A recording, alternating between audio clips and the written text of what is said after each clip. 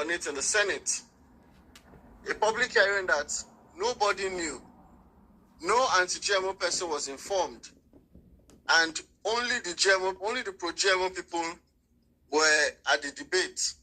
You know, that was the case. I think that was in 2018 or 2019? None of the anti-GMO people were aware of that public hearing. So you had the Nigerian Senate only attend to the pro-GMO people, and they convinced, those ones convinced them, the pictures are on the internet, you know, they convinced them, and then they made it look like the anti-GMO people were invited, but they refused to show up.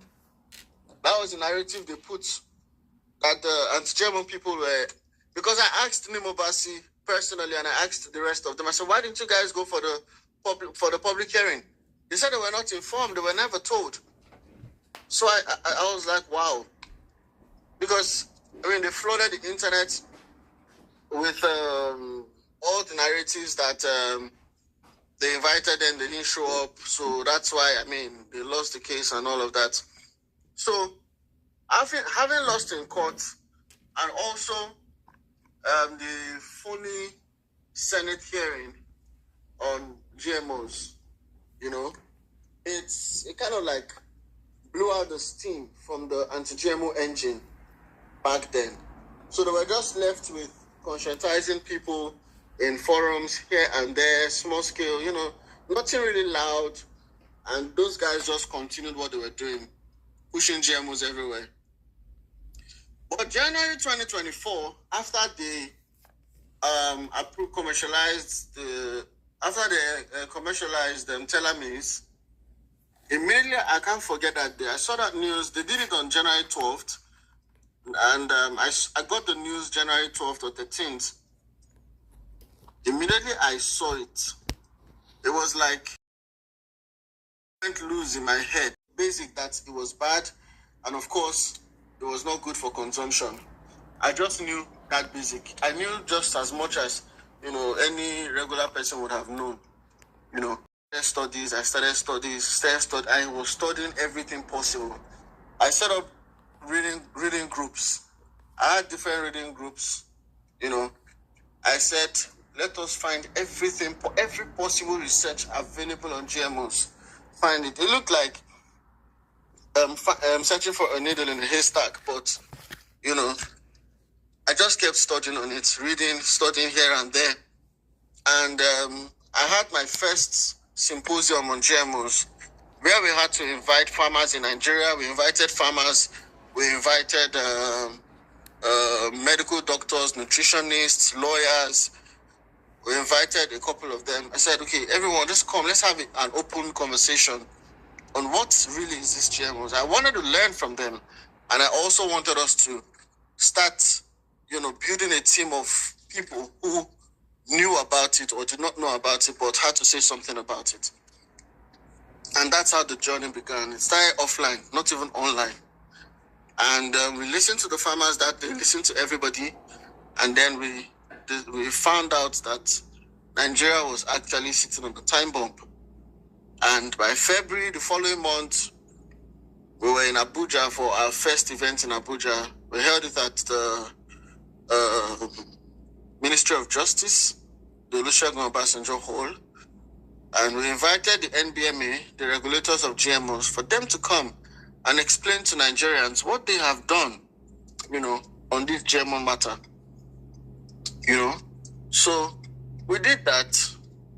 We opened the conversation big time with NBMA. The video of this event is out there. The video is out there. It's on our YouTube handle. We have the video on our YouTube handle. We had a major confrontation with the NBMA people. We asked them questions they couldn't answer on that particular day. And that was how, you know, we really got into this. I'm going back memory lane so that we can know that it's beyond what you see on social media. The Twitter banters, the Twitter, no, it's far beyond that. You know, as at January last year, I don't think I had up to 2,000 or 3,000 followers on X. I doubt it very much. You know, but we just kept on talking about it, waiting for the day that everybody was going to come to terms with it. And it's been a long journey from when we started till now. It's been a very long journey. It was at the point we're having it pound for pound. Where, we organized press conferences. In fact, I remember the first press conference we organized. The press refused to carry the news because they had all been fully paid to support the GMO agenda. So they refused that story. I remember vividly.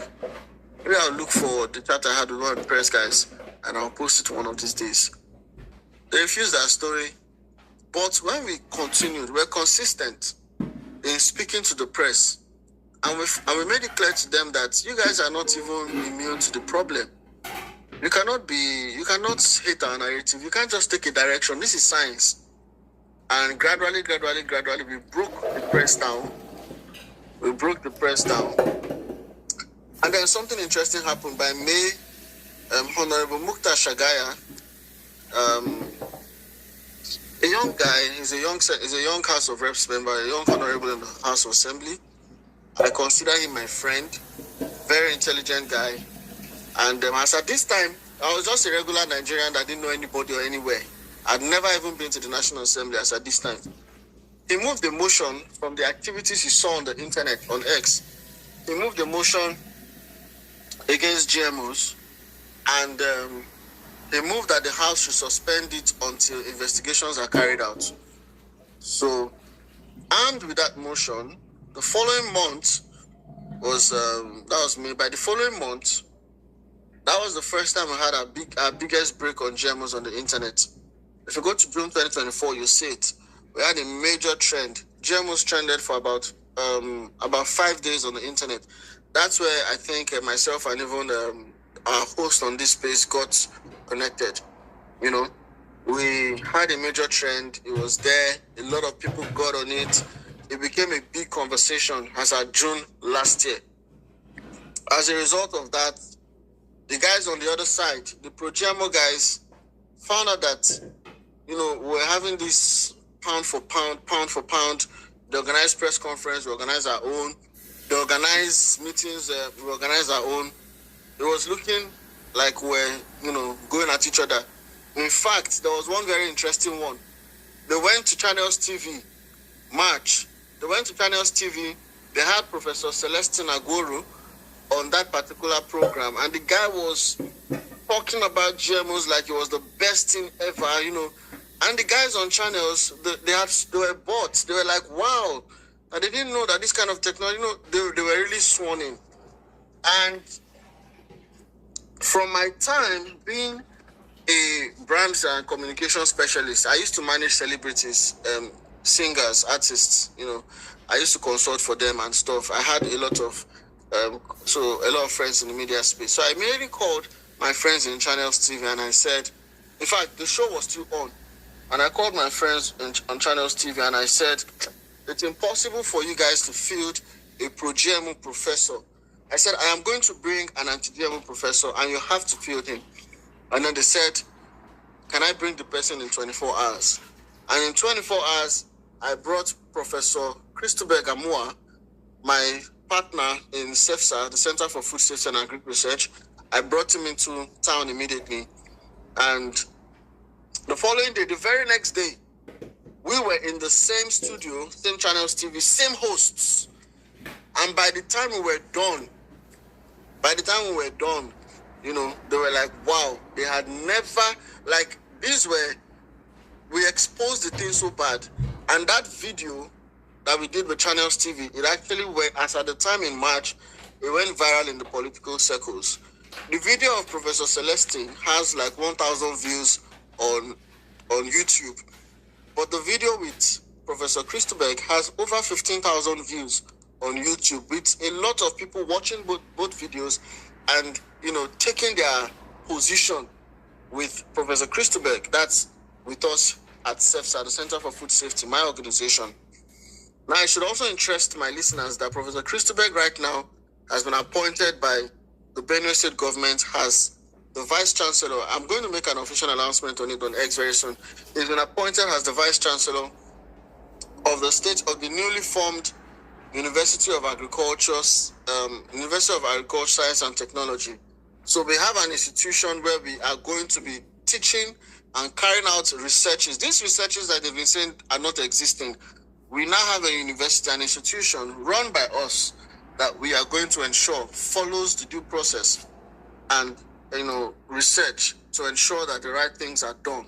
So I'm not making that. I don't know why I'm delaying to make that announcement, but of course I'm going to post it very soon. Anyways, that was in March. So we had this pound for pound. I just wanted to mention that as part of the pound for pound.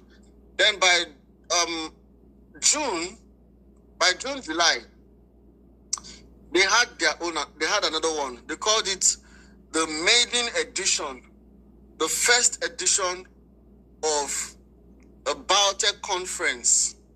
They said biotechnology conference, maiden edition. And then the news headline, they said, good luck Jonathan and Tinubu to attend. And they pushed the news out there. So when you see the sitting president and a past president going to attend the biotech conference, I mean, they're trying to tell you that we have the backing of the government as such. And it was said that it was looking like it was the federal government that was organizing it. I'm trying to listen to this very carefully. Now,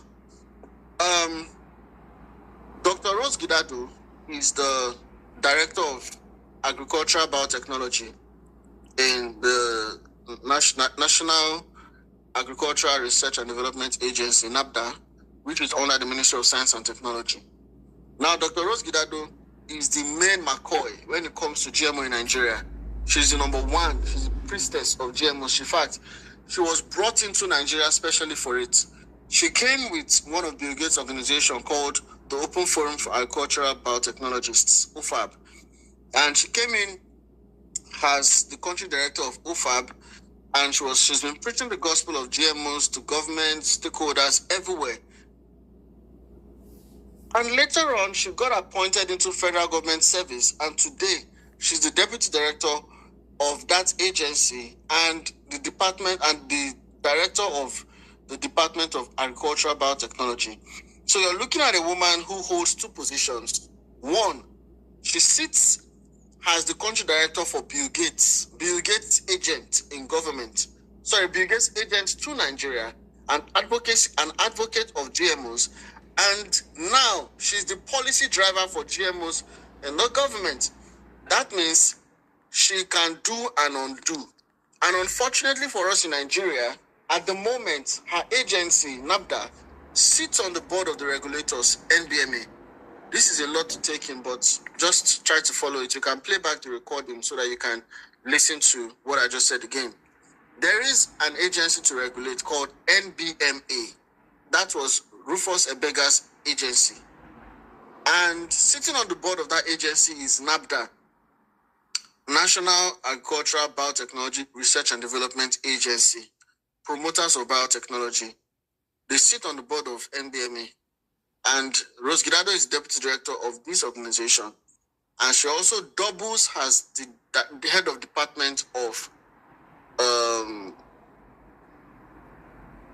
agricultural biotechnology, which is under NABDA. So just try to understand this very well. So she sits on the science, she sits as a policymaker, and she sits as an advocate. And I can tell you for free that she is the main person responsible for anything GMO in this country. She's the money bag. She's the one that would ensure money is disbursed here and there. So when you saw that conference, I went down that memory lane so that you understand that conference, the conference I'm about to talk about. They had that, they called it ICOBAO, so the first edition of the biotechnology conference in Nigeria. They said that it was organized by NABDA. But in truth, it was actually OFAB. It was actually Bill Gates. So you're looking at the classic example of, I hear the voice of Jacob, but the skin of Esau. In other words, in other words, you're looking at the classic example of, sorry, I'm on a call, please, I'm on a call. I hear,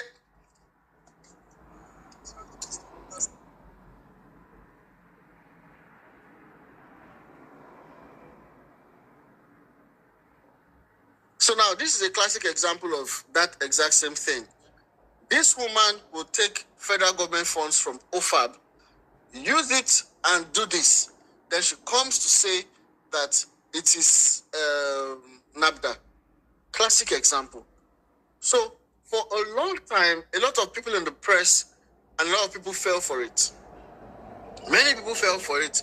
You see federal government says this, federal government says that, federal government does this, federal government does that.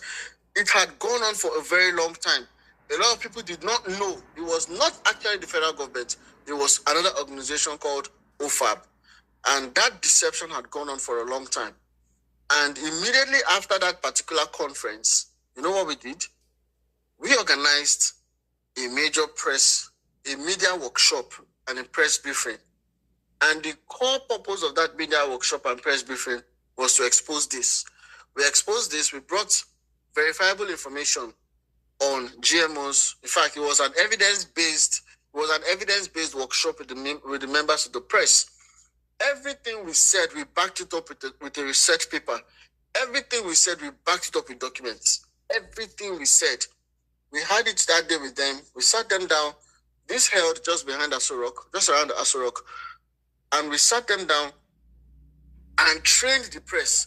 So we were not just, we didn't call you to come and take our word for it.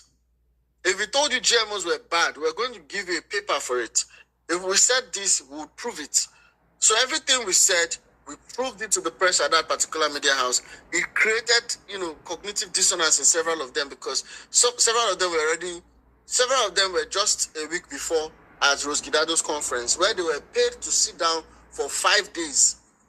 They were paid to sit down for 5 days at Rose Gidado's conference. They had to be there for 5 days to listen to that woman speak. You understand what I'm saying? So we now had to bring something opposing. As I say, sharply contrasting what they had heard from that organization. And at the end of the day, it was just one of it. Now, many of these things didn't come to social media because, you see, the real battle is not fought on social media. Yes, social media is good. It has its place. But the real battle is fought offline. I see on social media, a lot of people say, what are we doing next? We can't just allow this. Sorry, 1 second.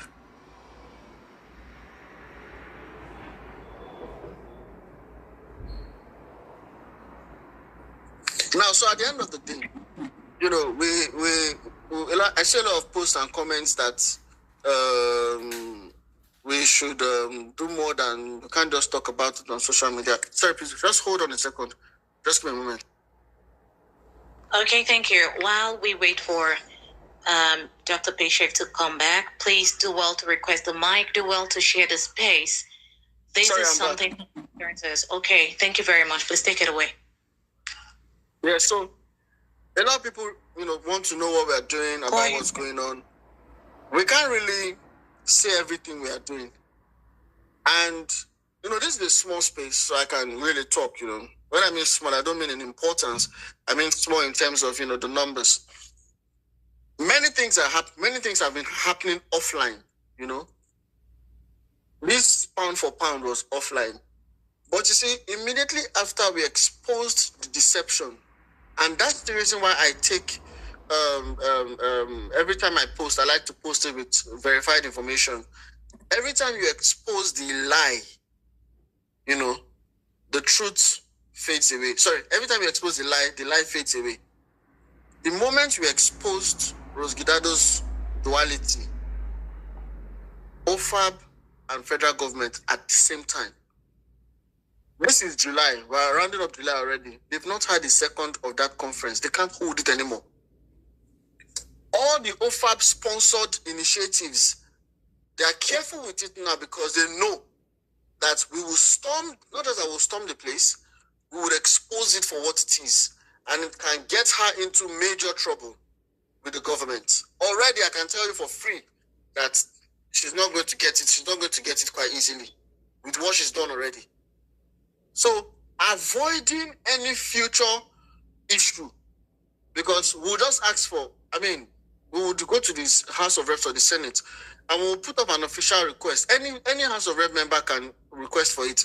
that they should bring out the receipts of the event. Let's know what part of the Nigerian budget was used to fund that event. It's just with that question alone, she's headed to ICPC. So because of that awareness already serves as a deterrent for any further action from her on that aspect. You can't fund any program and tell me. The next thing we saw was that they started carrying the programs out of Nigeria. They had one in Ghana, they had one in Kenya. Better, but don't do it here in Nigeria because we're going to mess you up. Period. So that's just, I'm just mentioning that so we will know that things are actually happening offline. Then I'm going to skip a whole chapter because I'm not going to talk about all of that. I won't say a lot, but I'll just tell you that we happen to have the public hearing.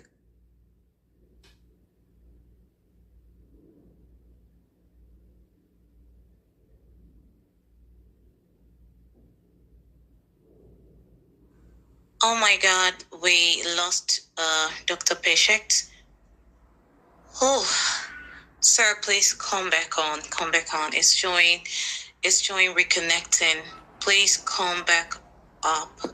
So guys, you heard him and he's coming back shortly, hopefully. Please do well to request the mic. Do well to share the space, invite all the Nigerians, because I would really like us to ask him questions so that we can learn while we ask questions. Because like seriously, this has to do with our food. Our food is very, very important. Our food is seriously important. We cannot give the sovereignty of our food, the power to someone, just one person to be controlling our food. And global debate is on this GMO. So why not allow the debate to come to a logical conclusion before pushing it into nations? What are they in a hurry for? Dr. Peshek, welcome back. Let's take it away. Thank you. Yeah, thank you. So we got to the public hearing, and this time around, it wasn't the funny public hearing they had a couple of years ago. At this, okay, all right. Sorry, let me backtrack a little bit. Early November. First of all this while, the Biosafety Agency had blocked me on Twitter, and they blocked my organization on Twitter, and I called them out badly for it. I called them out in several TV and radio interviews, and they had to unblock me. So at this point, we already started knowing ourselves one, small. Anyways, early November, I got an invitation to attend the 7th annual Biosafety Conference in Abuja. And I remember mentioning it to a couple of my friends, and they were like, don't go. In fact, I mentioned it to some of our other anti-GMO people, our other anti-GMO guys, and they were like, don't go. That anytime you go to such events, they say that your signature, when you sign attendance, that your attendance signature is actually consent to anything discussed at that event. So I should be very careful before they conscript me to say I am a part of what was discussed there. I told them, don't worry, I will go. And I went, myself and Professor Amua, we went to the conference. And in fact, by the end of the conference, Professor Amua had a shouting match with one of their guys there. And I went, very quiet, if you meet me in person, right? If you meet me in person physically, I'm actually a very gentle person, very quiet, and I have a very good mien. Like I don't look like my tweets at all. So maybe they thought that, I didn't know so much on this matter. So they were very happy to see me. They thought that. In fact, I saw Rose Gidado there. Immediately she saw me. She almost had that attack. She was telling one professor up there that, there was a lady that went to speak. The president of the Biosafety Society of Nigeria. She went to speak. And I went to meet her after the lecture. Like, can I have her notes? And the woman said, and immediately Rose Gidado saw me talking to her. Madam Rose went to meet the man and said, please don't give him. He's a troublemaker. He's this, is that. So my presence there was quite unnerving to many of them. I was there. I sat right there in the middle. I saw all of them. The minister came. The different people came there and all. But here's the takeout from that event. Number one, all the speakers in that program were all of them were promoters, profile promoters of GMOs. Number one. Number two, OFAB's presence was very obvious there. OFAB sponsored OFAB gave out souvenirs. OFAB handled many of the sessions. You said it was a biosafety conference. You're supposed to be talking about the ethics, talk about the new concerns on, on GMOs, talk about the safety processes, maybe developing our own safety protocol. No, it wasn't. That wasn't the case. What happened at that conference was an opportunity was like an exhibition for all the GMO people. They talked about the next set of GMOs that were coming, GMOs, cassava, everything. Then all the speakers that were there were all, it was like Rosgirado handled that program. And then the staff of the only thing I saw the NBMA staff do there was one, to give out meal tickets and moderate the question and answer. Apart from that, nothing significant, very appalling, very, very appalling. And immediately we left that conference, we at CEFSA, we did a press, first of all, I signed him, my signature was there. I even posted myself collecting the certificate from their staff. I posted it on my ex handle. I'm not hiding. And then immediately we put out a press release on our observations from the event, and we sent a copy to them to let them know all the things we saw and observed that were wrong at that conference. To let them know that this is the case of the referee of a match playing the striking role of the opposing team. That's just the best way to put it. We highlighted every issue out to them, and of course they knew our position on it without ambiguity. One other story I was going to mention was in September, we had the opportunity to go to Human Rights Radio in Belembe studio, and we're there for 3 days. The first day we were given like 20 minutes. The second day we were given about an hour, 30 minutes. Then they didn't know that we were going to come on the third day. And on the third day, we had a professor, Professor Gudu, and the one young guy called Dr. Abraham Issa. I don't know if he's a doctor now. I think he is, yeah. He's a doctor. Dr. Abraham Issa. He's a bright and brilliant scientist. He worked on the team of those that developed GMO beans in Nigeria. Both of them were at the studio. You must have seen me and him banter on X very well. Abraham Issa, 234, so 237, something like that. We were at the studio that day, and that particular session lasted for up to 4 hours. If you haven't watched it, you need to watch it. Man, it was a major one. We held the city of Abuja down that day, and we went into the matter of GMOs. And by the time we were done, the result speaks for itself. We had done a major dent and damage to the agenda because the professor and the guy, they couldn't hold their argument. The professor lied several times. He was caught. Abraham they couldn't make, in fact, there was a point where they now had to they said, okay, you know what? We're going to give you 1 hour, uninterrupted 1 hour to sell this GMO thing to us. 1 hour. Take the microphone. After like 15 minutes, the professor had steamed out, had nothing else to say.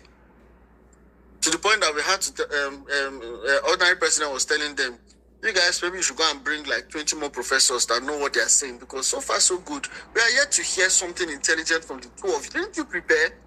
Didn't you people know you were going live? I said, why are you talking like this? At the point, they had to bring water. Drink some water. Like, we don't understand. What are you people saying? So the videos are out there. Maybe I will even share the videos very soon. So, and they said, in fact, here's something interesting that happened at that event. They said that Professor Gudu said that they have one of the best laboratories in Africa as he said it, 5 of the staff of NABDA, 5 of their staff at NABDA sent messages to the studio that we should leave that studio and come straight to their office and see whether there's any research, any laboratory that is working there. That they know those 2 people that are there, that they are the people that are collecting money from Bill Gates. That the money is not, that this place is that nothing happens here. Nothing happens here. That's at the NABDA. And nothing happens here apart from share Bill Gates money. And it's those 2 people with their organ. That we should leave the studio and come and see whether there's any research laboratory. That was what they said at that 5 different people at different times came and said it. You know? So we now decided that, okay, from there, all of us will go to the NABDA. We now planned, let's pack ourselves there. They started and they're not around, they've gone for meeting, they need approval, they need this. In other words, 30 is born 6, 2 don't die.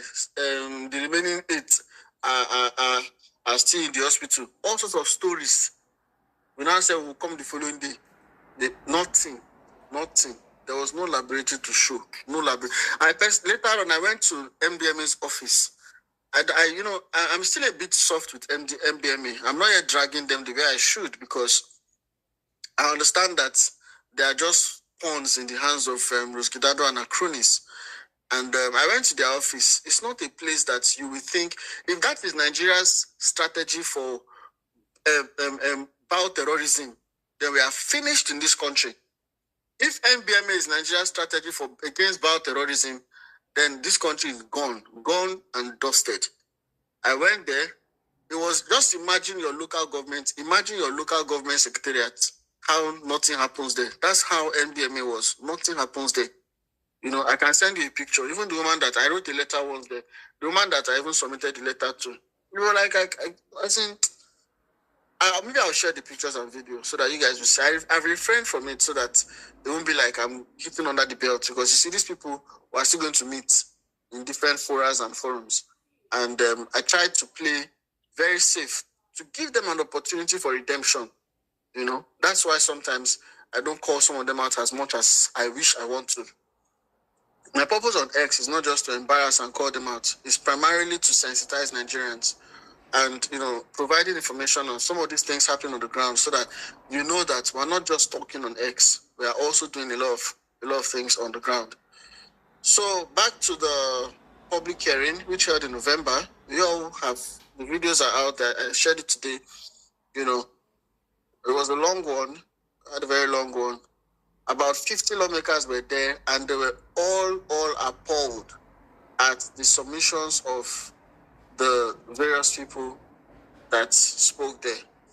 You know, I have a lot of other things to say. I don't know, maybe I should mention one in confidence. You know, I spoke once to the Minister of Agri's wife, and she was totally against the thing. The Minister of Agric is against it, but,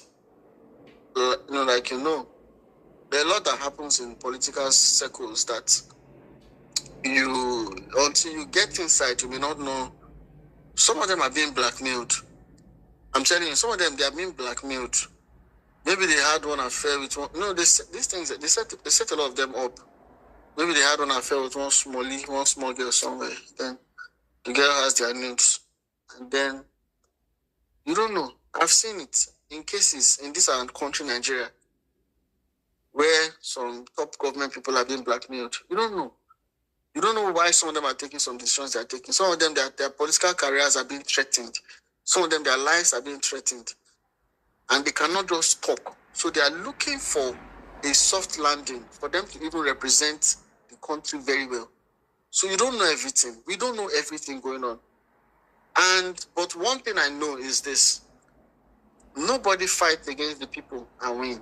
You cannot successfully fight the people. It's impossible. And if the people rise up against something, no matter the puppet master that is stringing you with whatever, if you tell them that I cannot go against the wills of the people said no, and that is what we must do, they would have to back off you. That's one of the strategies you can use against puppet masters, you know. And that's why attaining a critical mass of no by the Nigerian population, critical awareness is very important. And that's why so that's why we had to devote our time to doing all we've been doing, not just on social media, but also on some strategic media platforms. So yeah, the public hearing held, you should watch it to the end. I mean, if you can watch a Netflix movie or series, try and watch that public hearing to the end. It's too important that you watch it to the end. Get to the point where that guy said, if you eat GMOs and die, still better than eating and dying, So, and then, yeah, so after the public hearing, entering into 2025, I can tell you that after the public hearing, they had to re-strategize. They had to reorganize their plan, and they now went on the ground. They've not been having the public debates. Rather, they've been coming out, having some covert meetings here and there, trying to get a critical mass of the press, because the press at a point stopped carrying their stories. So they're trying to reverse that, increasing the budgetary allowance to the press. We get all this information because the press also right now are against them. So the press gives us information, So carrying Nigerian judges to Kenya for conferences, packing people out of the country, organizing secret trainings of lawmakers. A lot of monies are flying on the ground, trying to ensure that the report of the public hearing doesn't get to the floor. It's almost a year. The House has gone on recess last week, Thursday, to reconvene in September. And still, the result of that public hearing has not been read on the floor. Of course, they are under pressure. We were told that in fact, what we heard was we are under intense pressure. So, but with the kind of pressure we're mounting now, it's impossible for the National Assembly to come up with a different report. Very impossible. So they have to stick to what happened at the public hearing. Because after that report is read on the floor, then the next steps will be also a small technical forum will be set up to decide on what next to do. When these guys found out that they couldn't really influence the Committee on Agriculture, they went to build their tent in the Committee on Food Security.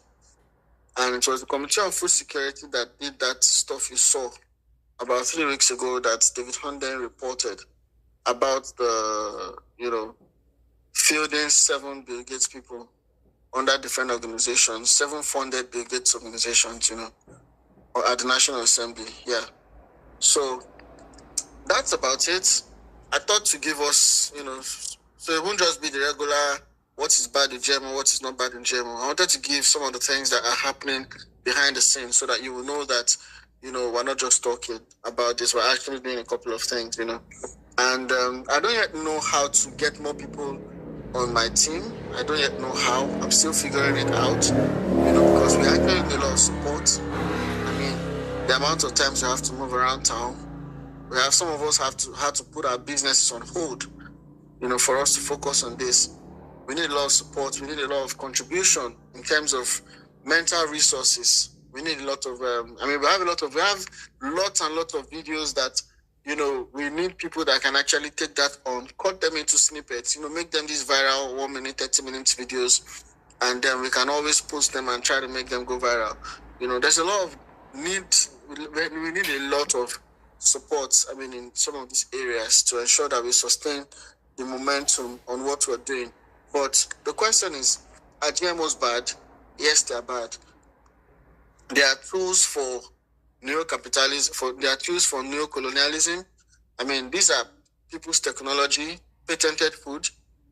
It will create a system of dependency.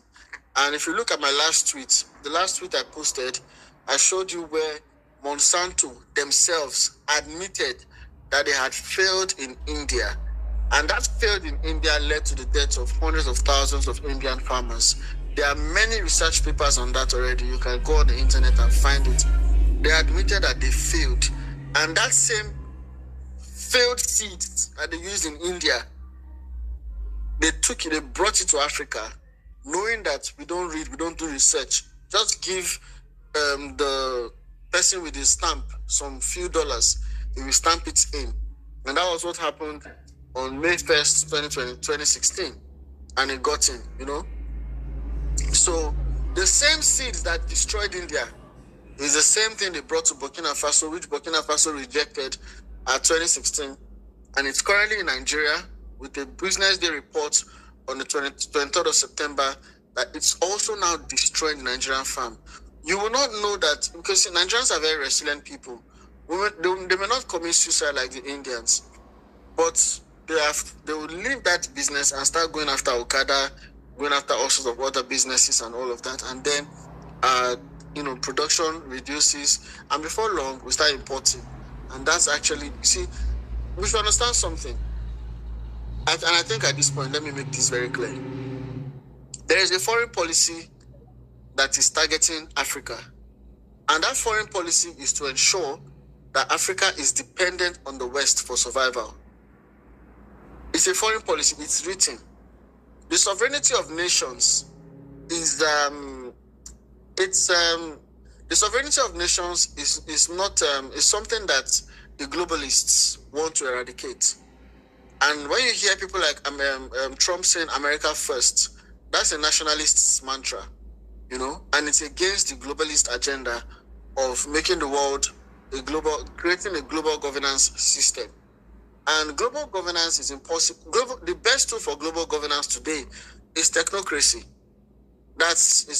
Like you have democracy, you have technocracy. Because the tech overlords at Silicon Valley will become the new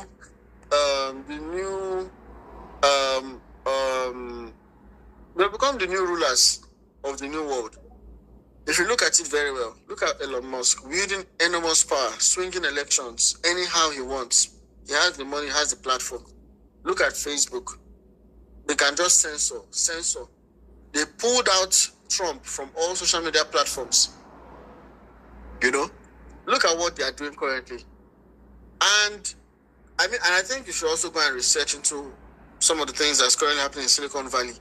The biggest funded research at the moment is how to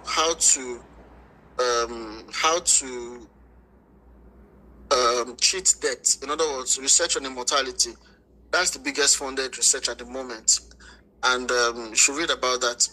So I deviated a little for you to know that the tech overlords at the Silicon Valley are actually pushing for a new system of government called technocracy that will eradicate or rather weaken the sovereignty of nations. And riding on the wings of the fourth industrial revolution, which actually in very simple terms means man and machine, biotechnology is actually the major tool for the fourth industrial revolution. We should understand that. And the biotechnology is impossible without gene editing. Gene editing means that at genome level, you will be tampered with. And then you're looking at a rise of transhumanism, eugenics. That is actually the destination for all of this conversation we're having, So if you have this at the back of your mind and you understand that's why you will see that the technology people like Bill Gates and co, who are actually technology capitalists, they are going ahead of others. There are others that are coming behind, but he always takes an arrow position to go ahead and do. And that's why you can see everything he's doing. Everything he's doing in terms of all the vaccines have changed. They are now gene editing vaccines, mRNA vaccines. And of course, one major concern about GMOs is that it leads to gene mutation.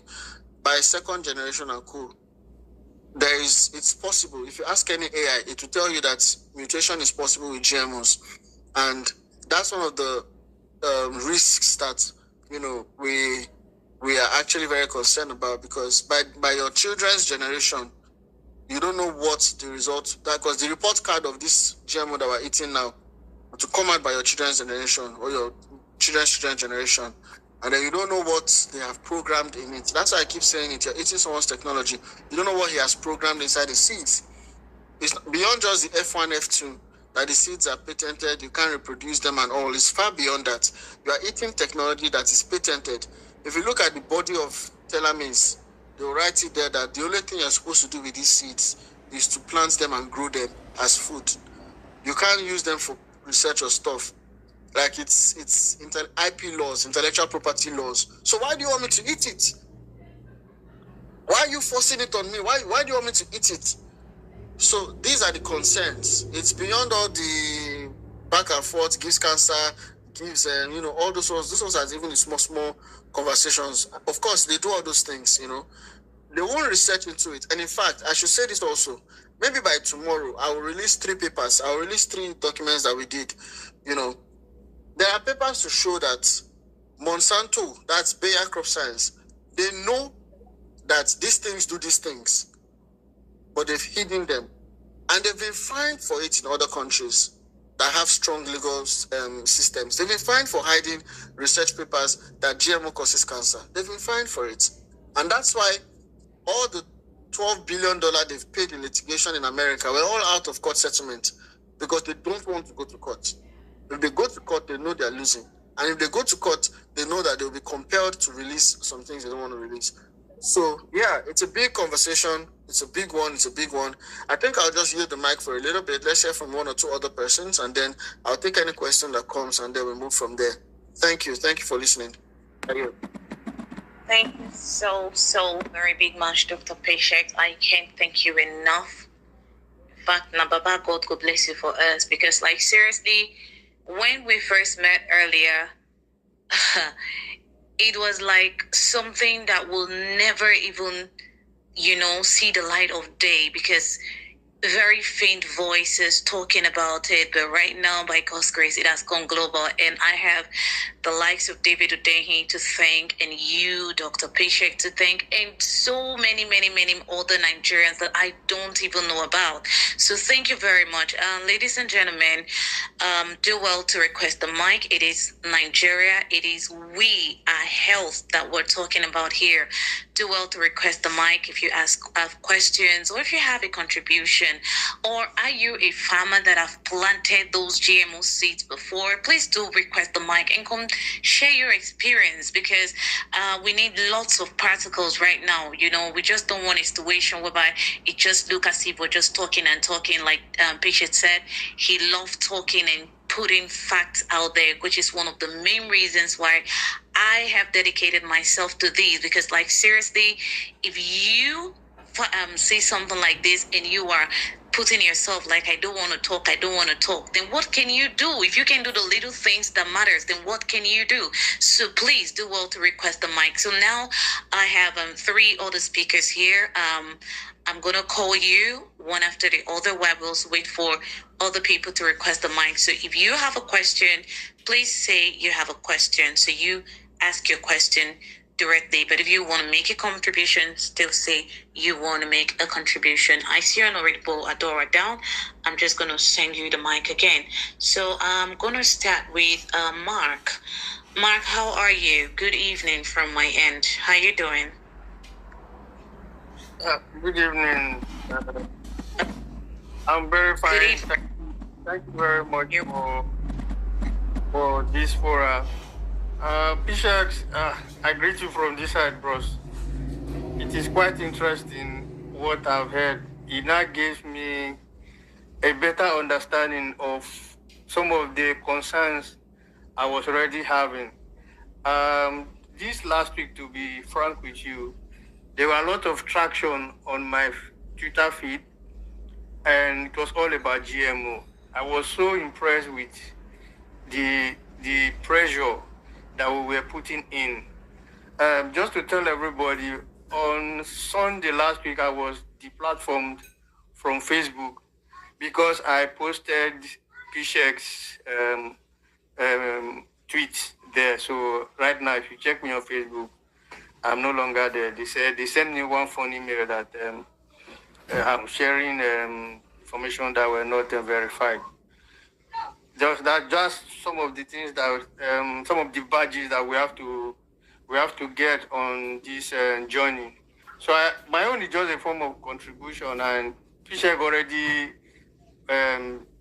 mentioned some of the things that we could do, because I thought we could have for the moment, while we still have Twitter still tolerating us in a great deal, we should find a way to push the information the best way we can. So some of the information that Pishek said that's available, like the Quasijo at Berekete, and at the fora that he was, if you can get them, me, I'm available to contribute some time to cut those videos to snippet and see how we push it everywhere we can. So that's what I wanted to just say.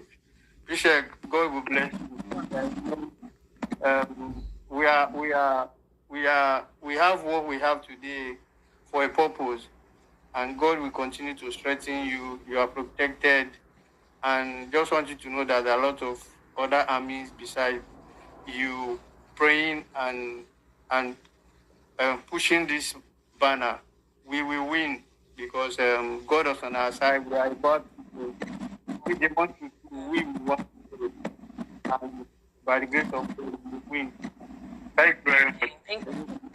Thank you very much, Mr. Mark. Thank you so much. I am really happy to hear you say you can cut some of those videos to peace so we can, spread them. Thank you very much. So please do well to connect with Mr. Pishek because, seriously, all hands has to be on deck. This battle concerning our safety, concerning our lives, concerning our children and unborn children. So no one should be sitting on the fence at this time. So I want to go on to, so thank you again. Thank you so much. I really appreciate you. So I want to go to Olariwaju. Olariwaju, please, how are you? Good evening from here. Good evening, and thank you very much. I'm fine. I just want to appreciate Bishek's work. I came across it. I love the selfless service he has been doing, and I appreciate what he has done. I don't really have a question. I just wanted to raise a concerning issue to me is the influencer culture we have, and I'm glad because Bishek actually explained his journey at all. He literally built a community around this, and that's what I feel we need, especially the youth these days. We don't need to follow one useless influencer that will just come and I don't know that can easily be bought. I don't want to name names at this point, but it's something that is being too consistent these days. If you're in the community and you can call out each other, that's actually fine. But that's good. And the other thing is still this GMO stuff. We need to say no, page the idea, either economic standpoint or agricultural standpoint. It affects all of us. Why are other countries rejecting it, and all of a sudden you want it to be Africa? And if you look closely again, who is promoting it? Look at the person's character. Just go and research him. If you don't have anything, maybe any other thing to doubt or so, the character of the person that is pushing this thing in Nigeria, just research that person first. So you know the character you are dealing with. You know his true motive. Why is he interested in Nigeria? He closed a tech company in Nigeria and he come back and bring this kind of thing. So it's definitely not acceptable. I learned that India now, they don't have this edible GMO anymore there, and what they do is either for cutting or so. That's the only thing that's acceptable, which is fine. And he also mentioned that it's specified parts of India, which is fine. But we're talking about our future here, and this person is all about reducing the population. I know a lot of people will say yes and no, but I've said it, the people that they use mostly is NGO people, and then what is it called? Influencer is their last line of defense. Maybe you pay some influencers and they are going to push it this demo is actually good. This, but I'm so glad this happened, and I'm so glad maybe the video that was supposed to cover everything is now the one that now exposed more, and people really got on it. So thank you very much. Please, Mr. Pishek, please keep doing your good work. Thank you very much. Oh, wow. Thank you very much. Thank you so much. So please do well to always spread the information. Guys, if you have question for Dr. Pishek, please do well to request the mic. Do not be shy. If not pidgin English you won't speak, come here, come speak the pidgin English, ask your question. They're not ashamed for this one. If you know if you speak English, come and speak pidgin English. If you have a question, even as a farmer, come and ask your question. Thank you very much. Okay, I appreciate you, my brother Olariwaju. So, okay, Inkem Cho, I hope I got that name rightly. Good evening from here. How are you doing, sir? Or are you there, please? Good evening to you, and thank you for hosting this space tonight. one cannot, begin without expressing a profound gratitude to P-Shex for the great work himself and his team has been putting in this great fight, to sustain a race, a people.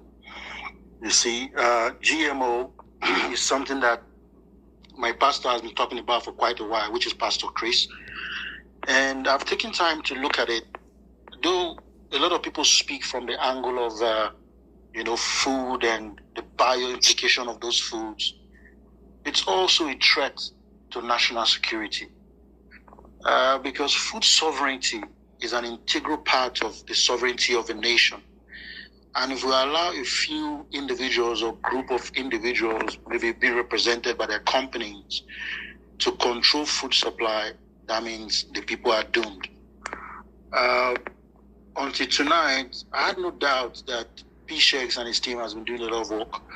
I cannot come by his tweet on X without liking and retweeting, because I know that what he is doing is not for himself, but for generations, yet to come, so long as the Lord tarries. But I want to ask if they are also, approaching this war, this fight, from the security side of things. I might be wrong, but I have a theory that the killings that are happening in the Middle Belt happens to be along the farming corridors of those areas.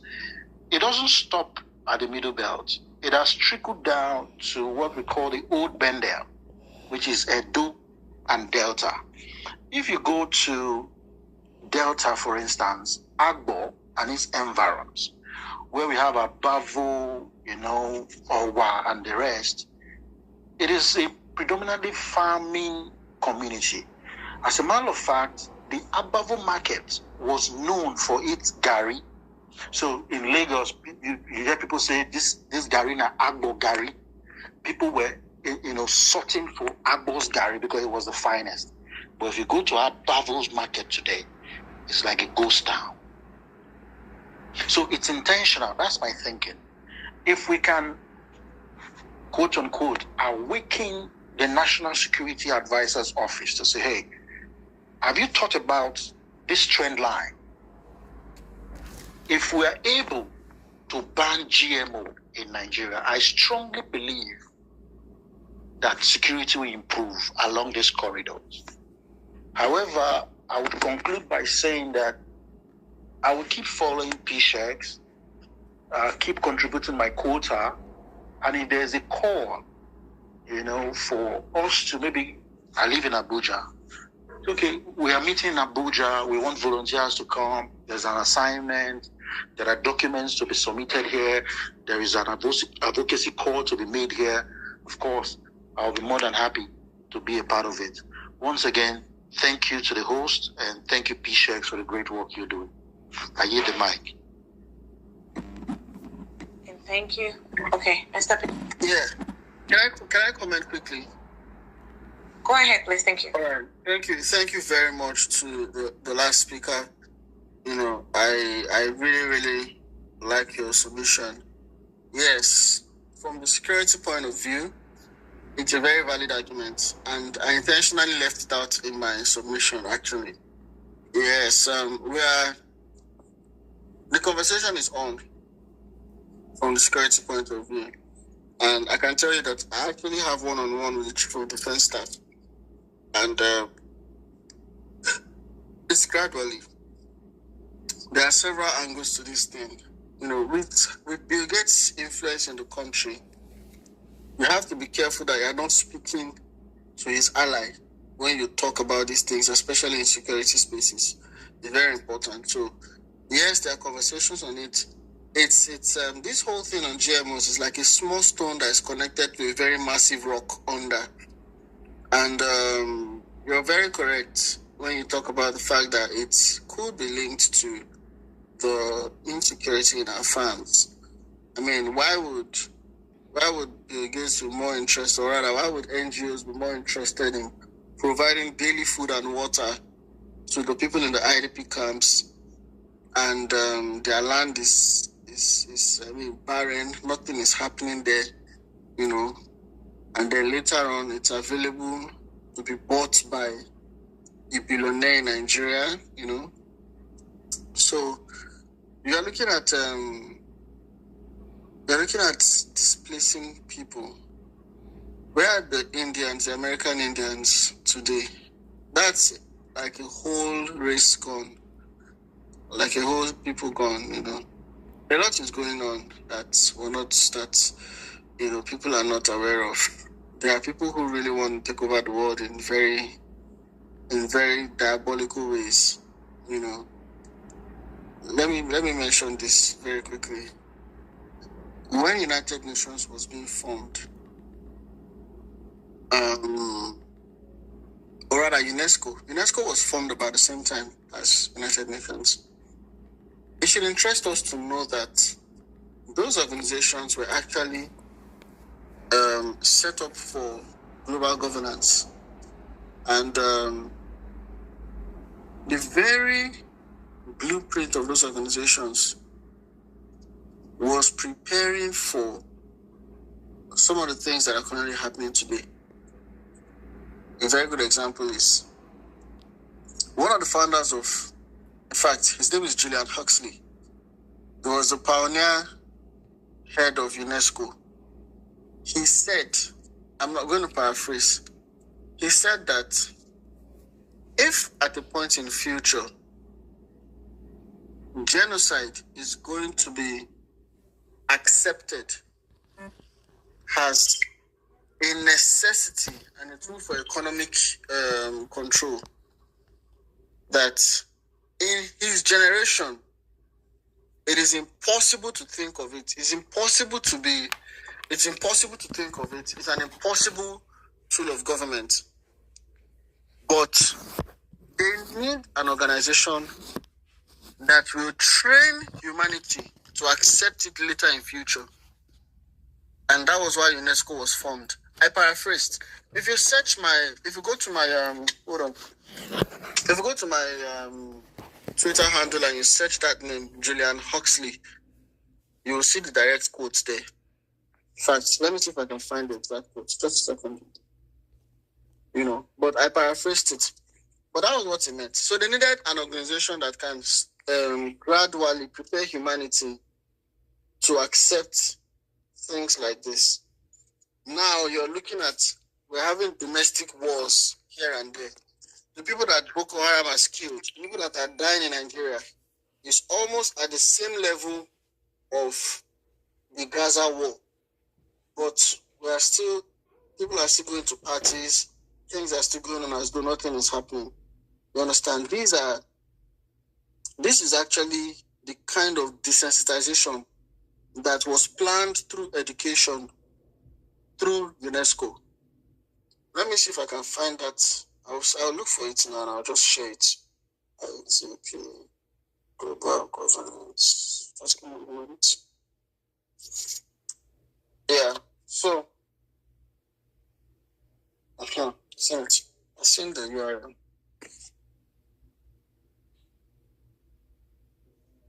Just a moment. Okay. All right. Almost there. But just give me a second. I want to read it exactly how it was said.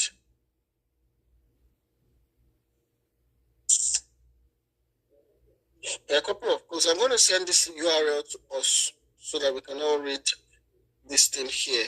It's very important. Okay. Listen to this. It says, listen to this.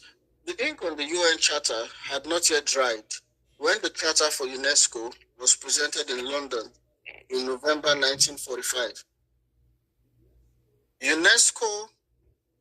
UNESCO swallowed and expanded the Paris-based International Institute for Intellectual Corporations, which was a holdover from the League of Nations. Julian Huxley was the prime mover of UNESCO and served as its first Director General.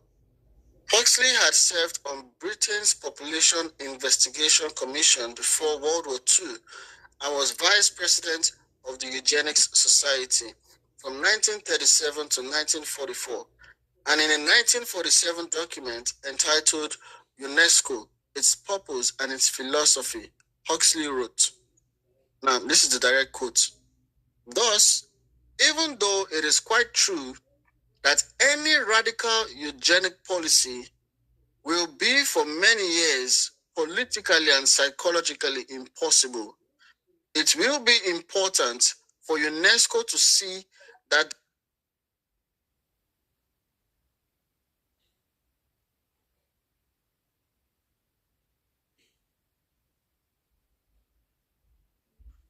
Can you guys hear Mr. Bishop? Or is it just me, please? I can't hear him. I think maybe he got a call. I can't hear him now. Okay, great, thank you. I guess he had a call or something. So, Dr. Bishop, we can hear you in case. Okay, yeah. Guys, we will be wrapping up the space very soon. If you have a question, this is the time for you to request the mic. Okay, please. Not when we're wrapping up and then you'll be requesting. Please request the mic now. This GMO issue ought to be trending every day. Every day. Oh, Dr. Pishek, okay, is thrown out of the space and trying to connect again.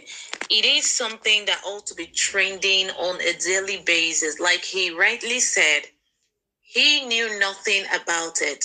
But when he heard what he heard, it made a whole lot of sense to him. And then he started reading, doing research about it. And look how far he has come and how far he's going. And in fact, we are going on this. It is now a global issue.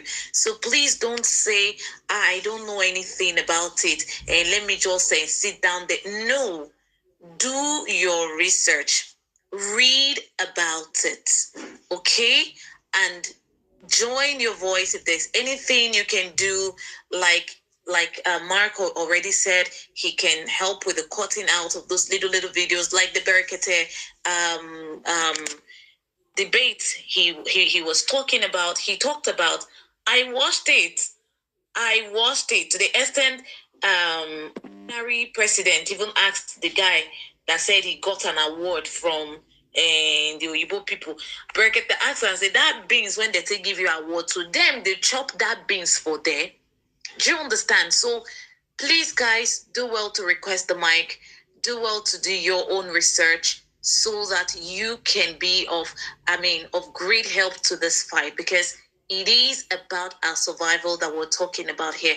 According to Google, which I'm still going to read at the end before we wrap up the space, worldwide a debate is going on. It has not been proven scientifically to be safe for human consumption. So why are they so eager to put it on us, to make sure we are eating it? Some other countries are even saying, okay, even if you want to, for those of the few ones, the very few, say you must label it, have label on it, so that people can make their choice. If they want to take GMO, it is their business. If they don't want to, they'll know that, yes, it is their own choice, not like it's forced on them. In Nigeria right now, we have telomeres. Do you have any, have you seen any of them that they label, this is GMO and this is organic? You don't even have that. There's no room for you to make choice. You just eat, which is not good. Okay, before Dr. Patient get back up, we will take the elect. The elect was here before Michael Banks. So Michael Banks, please hold on. Let's take the elect. The elect, are you there, please? Yes, sir. Good evening. How are you? Go ahead. I'm perfect. I'm excellent. Thank you very much for this speech. And I must commend Dr. Pishek for the immense work that he has done. He has done his due diligence on this topic, and I also like to commend Mrs. Rodgers Vivo I think she has been on this for 11 years now.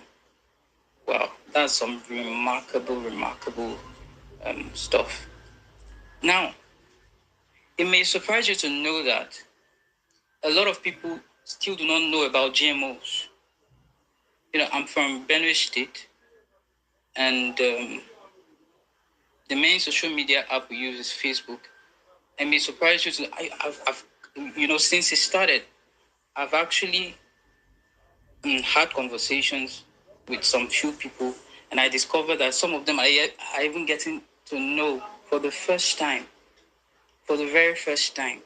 And these things are already in our market. I had a talk about this with my mom, and I enlightened her. And that's what we all need to do. You have to enlighten people. You have to start with people close to you. Start with your family, start with your community. Let people know the dangers of these things. Like I'm saying, if you start to have these conversations with people, it may surprise you to know how many. And I think since 2015, right? Since 2015, it has been with us since 2015, and people have not still and if not for the recent outbursts, I think we wouldn't have been having this conversation. I expected to have a lot of people here on this particular space, and I expected to see GMO trend every single day until it is put behind us. Now, Bill Gates has been linked with a lot of bad things, and he acts like the devil advocate. And all his policies have been anti-human. History can tell. Even the recent, I was watching an Epstein survivor file where she mentioned the possibility of Bill Gates being in the Epstein files. And you don't want to know what Jeffrey Epstein did on his island. The researches that were there, that were done there, the labs that were found there, the trafficking that was going there, the researches to determine whether somebody could live forever in amongst the big boys, what we call the deep state. So he's linked with that as well. Well, that is another discussion that's a discussion for another day. Now, how can we make the public aware? How can we carry out this public awareness? Because I believe that 80% of Nigerians are yet to get to know about GMOs and its dangers. They are yet to know. In my own very little way, I've started talking about it. Like I said, I've literally enlightened the whole of my family. And then I'm going to start something on my Facebook page. I'll make sure that every single day I'm going to write about it.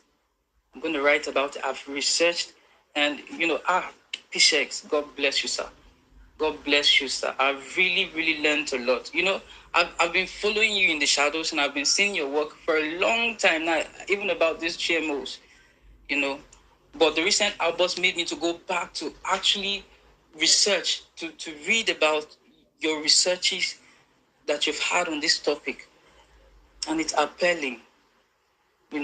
It's a disaster that we're facing. It's a terrorism. In fact, this is worse than Boko Haram. Because if these people succeed, do you know how many people, the number of people that are going to be affected? Millions. And we're talking about millions perishing at a time. That's worse than terrorism. And then anybody who has been sponsored, who has been bought over to promote this thing, I don't even know whether they are in their right senses. And then they are proudly doing it, selling us out for 30 shekels. So my point is, we have to make the public aware. We have to hold campaigns, talk to people close to you, start with people close to you, start with your community, start with the people that you can reach out to.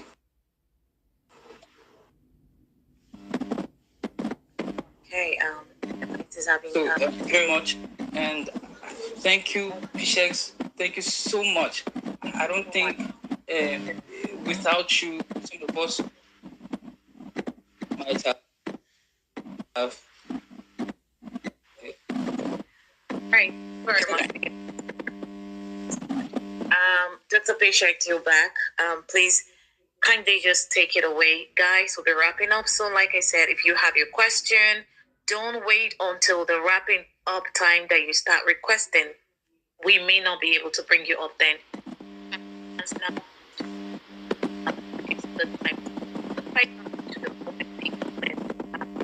So, Picture, please.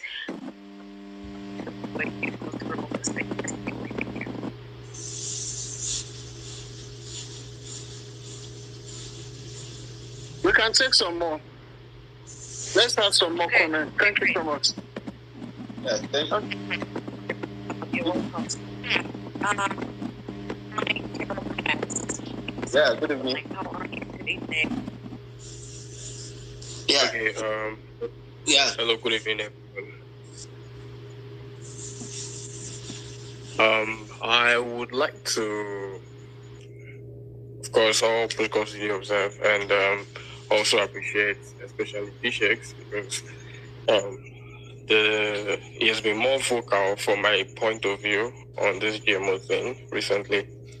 But then I would like to take us to, because what we're talking about, like a lot of us already know, is bigger than the GMO, right? GMO is just a part of the issue.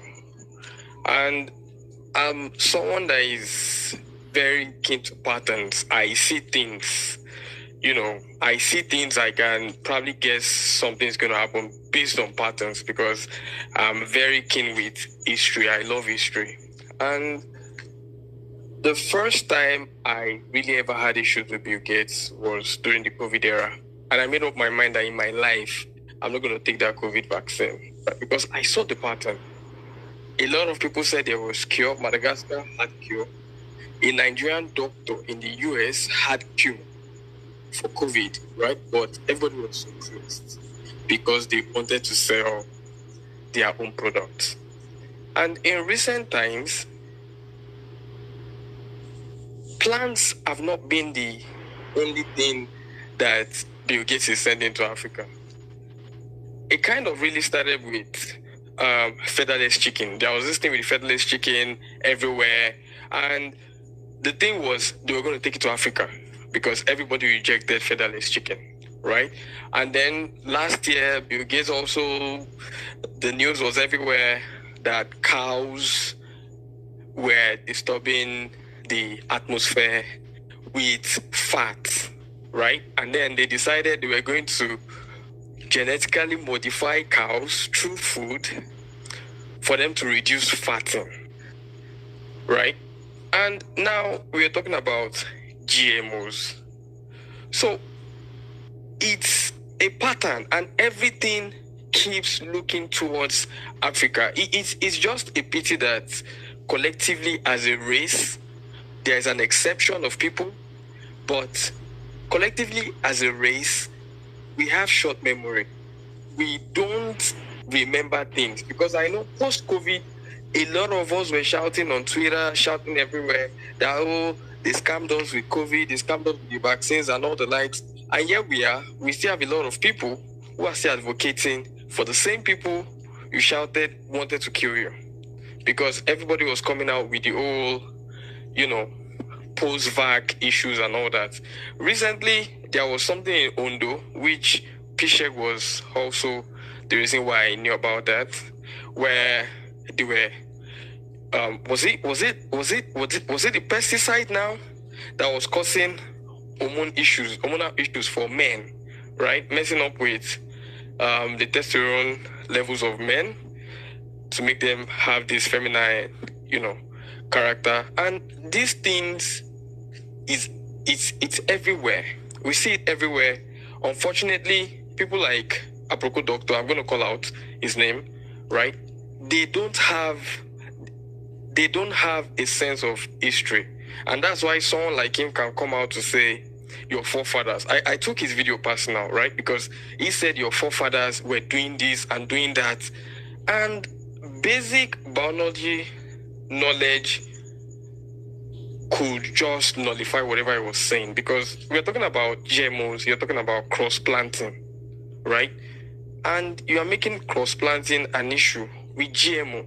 So a major reason why his video can fly is because education in Nigeria is a mess. Now, a lot of people go to school, but they don't learn anything. And that's why someone like Aproko Doctor can fly. Because easily, he just needs to gaslight you with something that you don't know. And then it becomes the knowledge for you. So, we really need to delve into, we're having this conversation now, but even if we win this conversation, there is always something to fight. There is always something to fight. And because the majority of the people are the ones without the knowledge, the fight will be very hard. So as much as we are fighting this GMO thing, let us advocate for knowledge. Now, majority of the win point for GMO is either the economic factor that farmers will go out of business, and then the health factor, right? But let's also bring in other factors, probably bring in historical records, bring in the fact that our forefathers were doing agriculture 3,000 years before the Europeans could even ever do it. Because somebody came up with issues like under P-Shex trade, that, our own forefathers were the ones that got corn from the Portuguese and the likes. And they are forgetting that our forefathers were cross-planting even before the Portuguese came. We're cross-planting. You understand? So these are the issues, the things that we don't know. We don't know. That's why somebody can come and say, this is what is. Meanwhile, that's false. Another thing I think we can also do is, see, apart from the fact that we're talking online, because the people who need to hear us are not online. And these are the farmers. If it's possible, let's try to network with farmers, because those are the main target. And another pattern that we must also notice is they take something from us, they call it primitive, they take it to their side, then they bring it back as exports, as imports for us rather. Let's look at our adire. Our adire now, locally made, is more expensive. Why? Because the Chinese took our designs and industrialized it, and then they brought it back. So if you want to wear adire that is cheaper, you have to buy the Chinese version, not the Nigerian version, right? They took our mud houses and then they brought it back to us as eco homes. So if you want to live in a mud house now, it's more expensive than living in a cement house. Meanwhile, these things are supposed to be cheaper. And that's the same thing they're doing with GMO. They're going to give us GMO seeds, then the GMO food will be cheaper, and then the real food will be more expensive, which is one of the reasons why they've reduced our purchasing power. So these things are patterns. These things are patterns. Eventually, if you don't have money to buy original corn, like Nigerian corn, you are going to eat the GMO corn, if that's what's available. You are going to eat it out of no choice, because it's cheaper. So let us, see this thing from a very holistic side, and let us also tell people about these patterns, because when we give them these patterns, it's going to be more relatable. It's not just science, it's not just economics, it's relatable, it's things that they are seeing, and it becomes clearer to them. So please, like I said, let's try and network with farmers. Let's try and network with farmers. I was in Ogbomoso a month ago. A friend of mine just started farming, and I could see a lot of struggle. Ogbomoso has the best cashews, one of the best, if not the best, one of the best cashews in the world. So let us network with these guys. And I know, by God's grace, our little, drops of water will one day become an ocean. So thank you. I hit my mic. Thank you very much. Thank you so much, my brother. Great points. Great points. Thank you so much. So, Mr. Patient, should I still take more speakers before you come in, or would you like to come in right away, please? All right, thank you very much.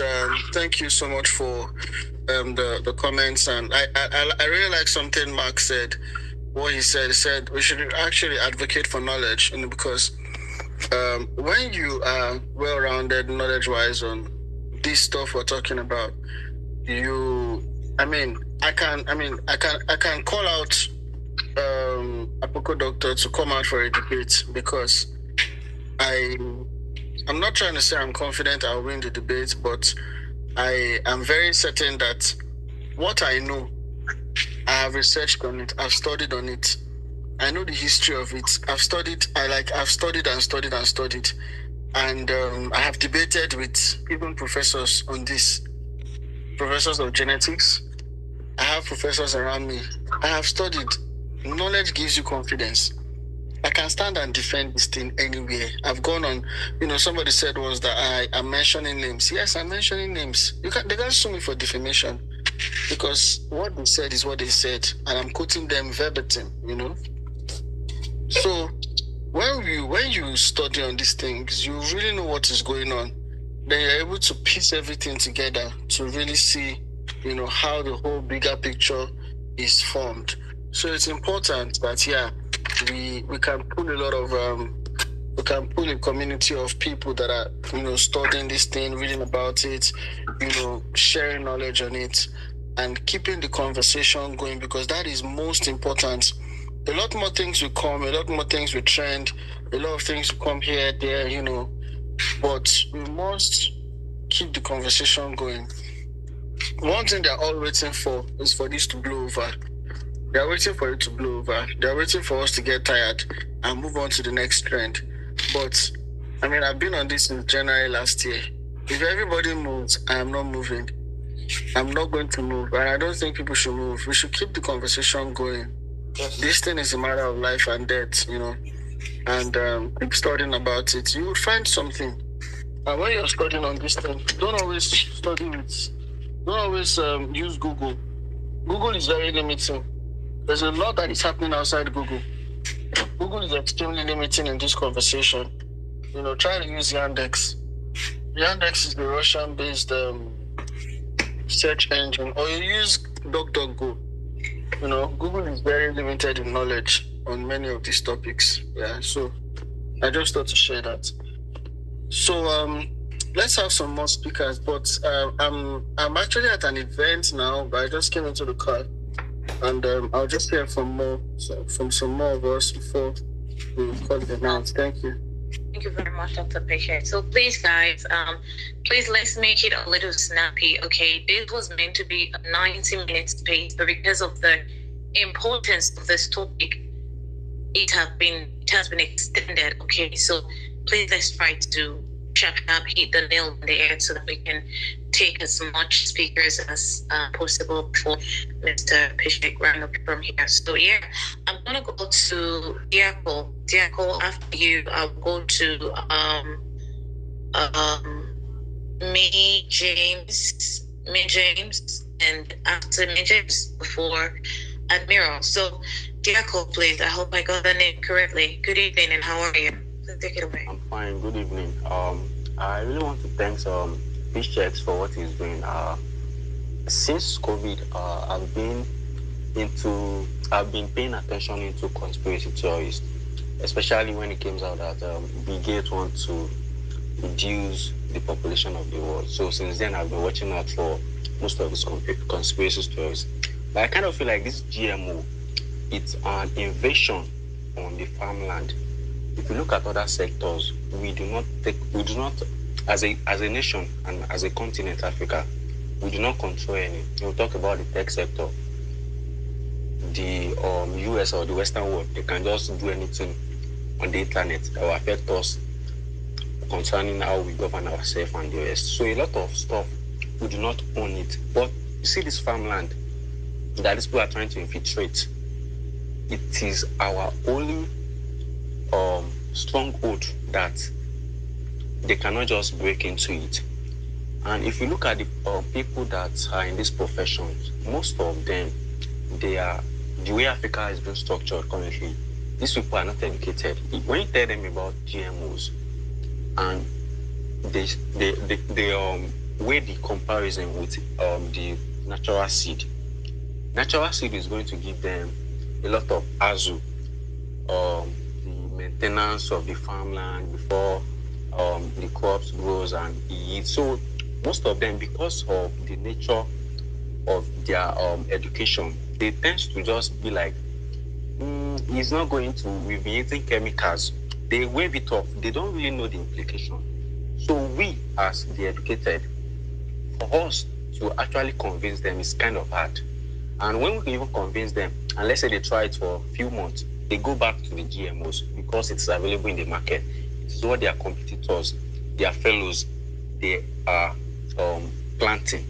So the hardship to maintain natural crops and grow it, they just go for the GMOs because of all the chemicals that the way it has been genetically modified. So we, as a community, especially when this current topic is being trending now, I think we should do something as a community to keep the momentum, because we know average Nigerians, they are looking for the next big thing and they will move on.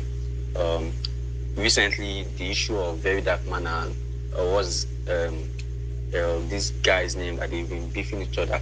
People are still not moving. But when something comes up, people will just be like, yeah, we know about GMOs, it's not good for us, they will move on. And then there won't be a solution from the community. People that are clamoring that, okay, we should look into it. Now, the ovation is high. People want to find a solution to it now. I think we should find a common ground as a community. What are we going to do? These people that are in this profession, they are illiterate.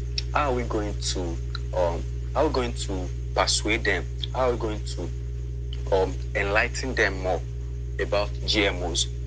And also, the way Bill Gates has infiltrated our government is kind of hard for just the citizen to do that, because when we are doing that, the GMO seed are still in the market. So we are telling them not to plant this thing, and the same thing is in the market. It's going to be difficult, even when they adopt our teachings, and they are still going to the market. They are still getting the GMO seed. So it's like we are telling them not to do something, and at the same time, what we are trying to curb them from is available to them. So we need to do something. We need to come up with a solution as a community. We should not just depend this on PSHEX alone. We as a community, the ovation is high right now. What are we going to do when it comes to the publicity? How are we going to talk to these people? And also, how are we going to make sure that the people in government actually listen to our voice? Who are we writing letters to? What demands are we making as a people? Because average Nigerians, before you know, they will move on.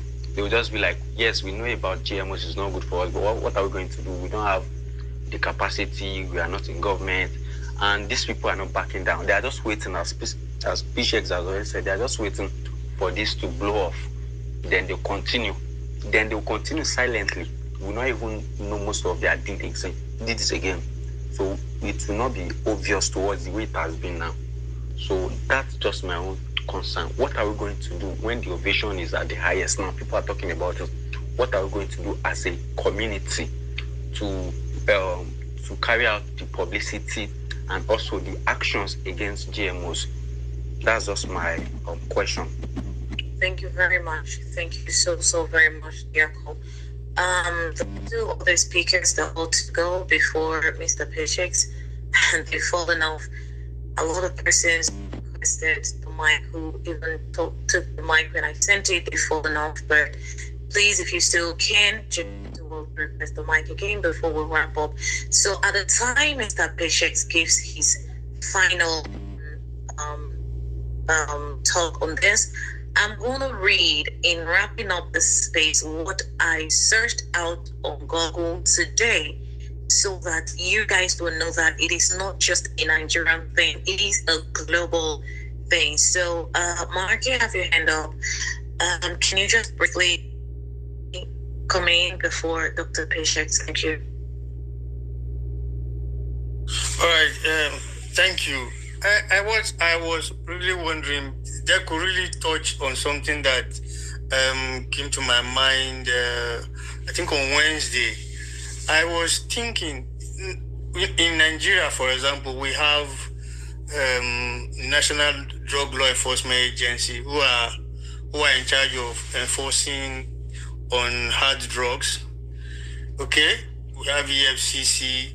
So if, for example, because there was a post which actually got me into trouble, the one that the NAFDAC lady, the DG from NAFDAC did at Arise News, where she was talking about the position that she had on GMOs, and she said something in a line that yes, GMO is okay for other things like timber, things that we are not going to be consuming. If you are doing GMOs on those, that it is okay.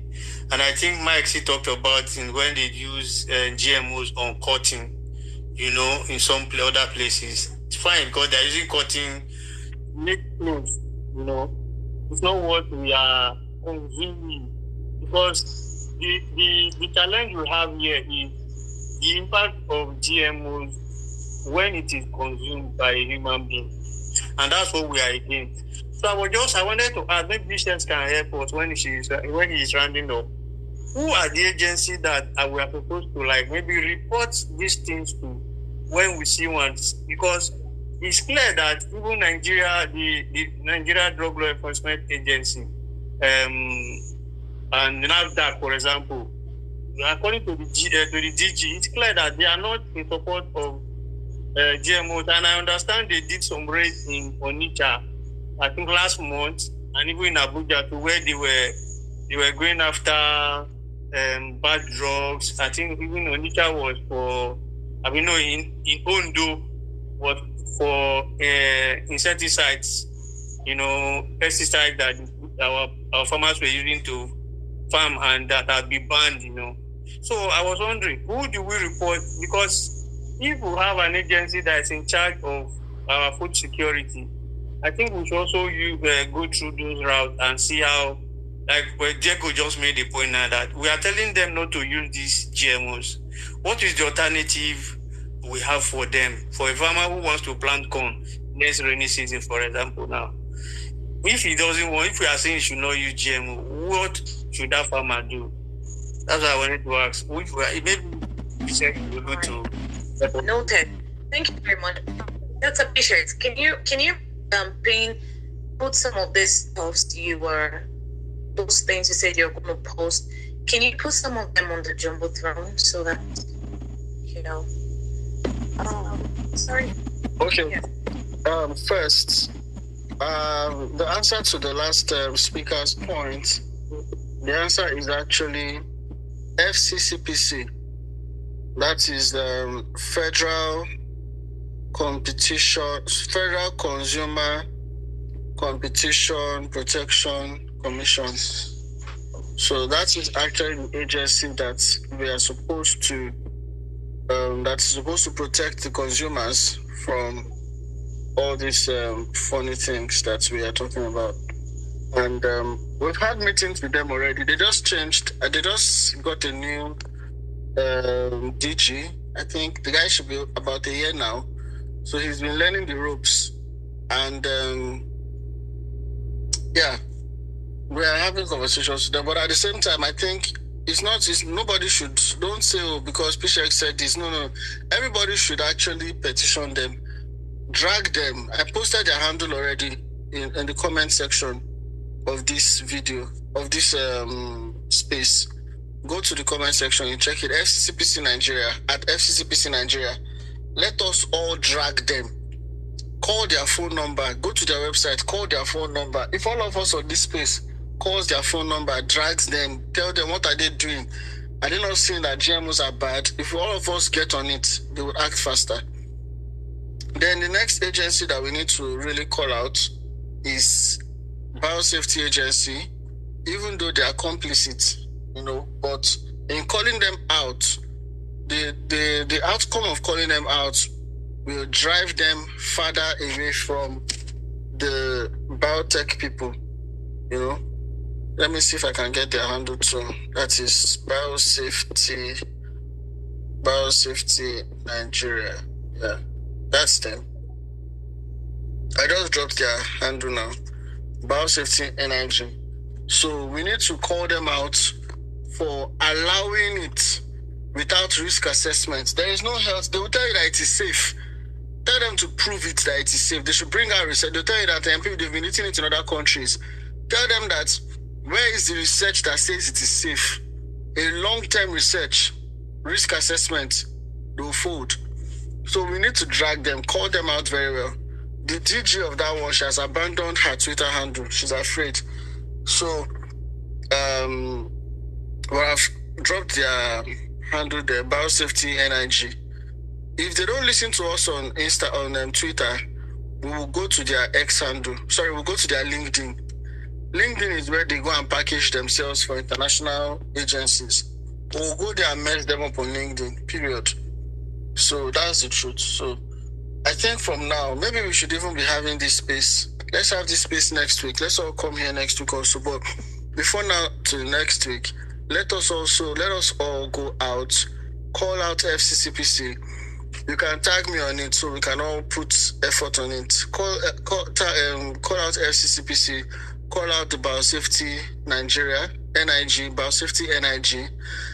Call them out heavily this week. So we can start mounting pressure from there.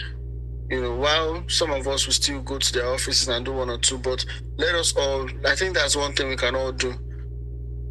Call out FCCPC and call out Biosafety NIG for them to come out and have public conversations. Drag them out the way we are dragging our Proco doctor. Drag them out to come and have spaces with us. Let them come and explain themselves to us, on space. So if they're not careful, train them also. So that's what I think we need to do. Yeah. Great, thank you very much. We have OC. OC just came, but please, can you just be very brief so that we can... Oh, yeah, I will. Thank you very much for hosting this space. P-Shex, thank you for coming here again. I sent you an invite, your DM a little while back, and I'm still hopeful that you'll respond to me. Having said that, really quickly, I wanted to find out, do we have a way of securing our seeds, our original seeds? Do we have a bank, a seed bank for all our for the produce that we grow in Nigeria? I'm wondering if that is happening, because if it is not happening, then we need to start to save our seeds and have a seed bank for all our seeds before they take over everything. That's the pressing question that I have. So at this point, I would recommend that everyone, let us all go and study on how can we save small seeds in our various homes. Maybe we can even do community into farming, maybe a community of farmers and stuff. Because if you are depending on NAGRAB is the agency that is supposed to save seeds for us. Let me drop it here. NAGRAB. I think that's, if I'm correct with the acronym, please, you can search it on and all that.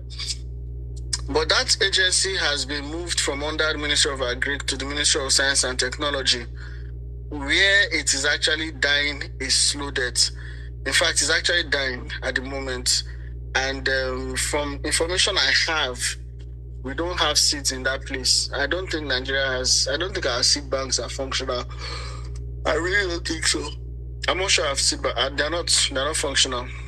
I heard that after it was moved to after the Ministry of Science and Technology have been managing it, that the seed bank has been having power issues. I think it's based in Ibadan. They've been having power issues, and what have you. So, but it's still part of the game. Kill it so that we can all depend on the seed bank abroad. then we can start buying that means we can't say that they are indigenous to Nigeria anymore because we've lost it. They can now claim that it is indigenous to them. So yeah, we need to all find out how can we start. And I think we should also find a way to, what I think we can do is this, you see, because there's a lot, we all can get involved. I've mentioned FCCPC, I've mentioned NAGRAB, I've mentioned Biosafety NG. We can put all this together and then maybe develop an action plan, what we can do from here on dragging all these organizations. Look at the organization, find out who the DG is, find out their names, find out all the people, find out their handle, you know the way we do it on X now. Bring out all their information and then we start pushing it out there so that we can start asking them questions. Like now, the NAGRAB now, find out who is in charge of NAGRAB. Then say, hey, good afternoon, please. We want to find out what is happening to our seed bank. Where is our seed bank? What is the current status? This is citizen policing, Until the citizens get involved in holding the government accountable, the government will never perform the things they need to perform. The government will just be lackadaisical, So we need to actually get involved. Let's Big Brother Nigeria has started. Don't get distracted. Leave all those things. If we don't do these things, we'll not have a Nigeria for our children. So let us be conscious that this is actually a long walk to freedom. It's similar to a freedom fight. And I think that we should get very involved in it. Let's call out all these guys. So it won't be like I'm the only one calling them out. We can have somebody who would initiate it. All of us will push traffic on it. All of us will second it. So it will look like several other people are speaking from several other places, So that's very important. Then I was going to also mention something very important here. We must all get very involved in policy because policy is actually how these things begin. These things begin through policies, Once it enters as a policy, then it becomes law. And then it's difficult to fight it. Very difficult to fight it once it's policy. And we're going to host another space very soon. And it's going to be on the 86 amendments to Nigeria's constitution. We have to push it. And I think that the House went on recess. They had public hearings in the 6 geopolitical zones. And the final public hearing was supposed to hold in Abuja, but it didn't hold, so they moved it till September. 86 amendments to Nigeria's most important document. What is your contribution to it?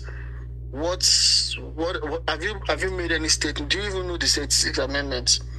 This is where the conversations begin. So, in the midst of all of these things we're talking about, we need to also plan for that. We'll host a space on it. We should all get involved in it. We already started. I hosted a space, I think last week or 2 weeks ago, where we began to review some of it. And when you now know that the people that are consulting for the Committee on Constitution Review, they are Bill and Melinda Gates Foundation, they are CAS Foundation, IAGA, MacArthur Foundation, Rockefeller Foundation. You see all these foundations, they are all connected to the foreign policies that I've been talking about. They are post-colonial domination policies. That's what they work with. They are in the league of the IMF and World Banks. They are there to cripple you from within, so that you can be easily taken over by foreign policy. So these are the organizations that consult for us, and at the National Assembly on Constitution Review. And why is it dangerous? Because out of the 86, it's 84 of the 86 can actually be beneficial to us. It's just like Aproko Doctor. He says a lot of very important stuff, very nice stuff. He actually speaks very well about some stuff, So it's like cooking a very good soup, very nice soup, and while you're eating it and you're enjoying it, they now bring in some secret ingredients, some secret condiments to add to it. And that's what's going on. So when you see some of the works from these organizations, it looks like it's good for us, it's nice, but at a point, they will list their agenda into it. For example, one of the amendments to the Constitution that I'm already looking at very critically is citizenship by investment. That would give these guys direct access to become Nigerians very easily. You know, they'll become Nigerians very easily, and of course, you will start seeing white people dragging Nigeria with you. Not because it's bad, it's something we seek out there for, but this is the global south. You cannot put the global south on the same level of the global west at this time. It's going to be just, it's going to be like you're selling your country cheap. Anybody, any Tom, Dick, and Harry from any prison in Venezuela, Mexico, and all that has a $50,000 can become a Nigerian citizen. That's what it means, essentially. And then you have a high influx of, it still boils down to the same thing I was talking about. Crippling your national sovereignty, diluting it with a lot of, foreigners. So, yeah, these are conversations that we need to have. So let's think policy, let's think involvement in what's going on in the country at a decision-making level. On this, I want to thank the host of this space, Rita. Thank you very much for putting this space together. Thank you for the work you do. Thank you for being very consistent in ensuring that we have good information going out at all times. I'm very grateful. Thank you, everyone, for the very encouraging words, the encouraging contributions. Thank you very much for following me. Thank you for retweeting, for pushing out the information. Thank you. I'm very grateful. Thank you for your time. Look at the time. Some of us have been here for almost more than 2 hours. I want to thank everyone. Thank you very, very much. I am personally very grateful. Thank you for being on the space. And with that, I would say good night and God bless you all. Thank you. Rita, I'm done. Are we going to have so much? Thank you so much. Hold on, please. Sorry. Okay. There's a hand up. Maybe we should just take the hand before I leave. Okay. Yeah. Can I go ahead? Gabriel was here. Yeah. Gideon, mommy. Yeah, thank you so much. Gideon, how are you? Yeah, can I go? Sorry, Odunayo. Yeah. Gideon, please hold. Gideon, are you there? Hello, can you hear me? Okay. Odunayo, please go ahead. Okay, thank you so much.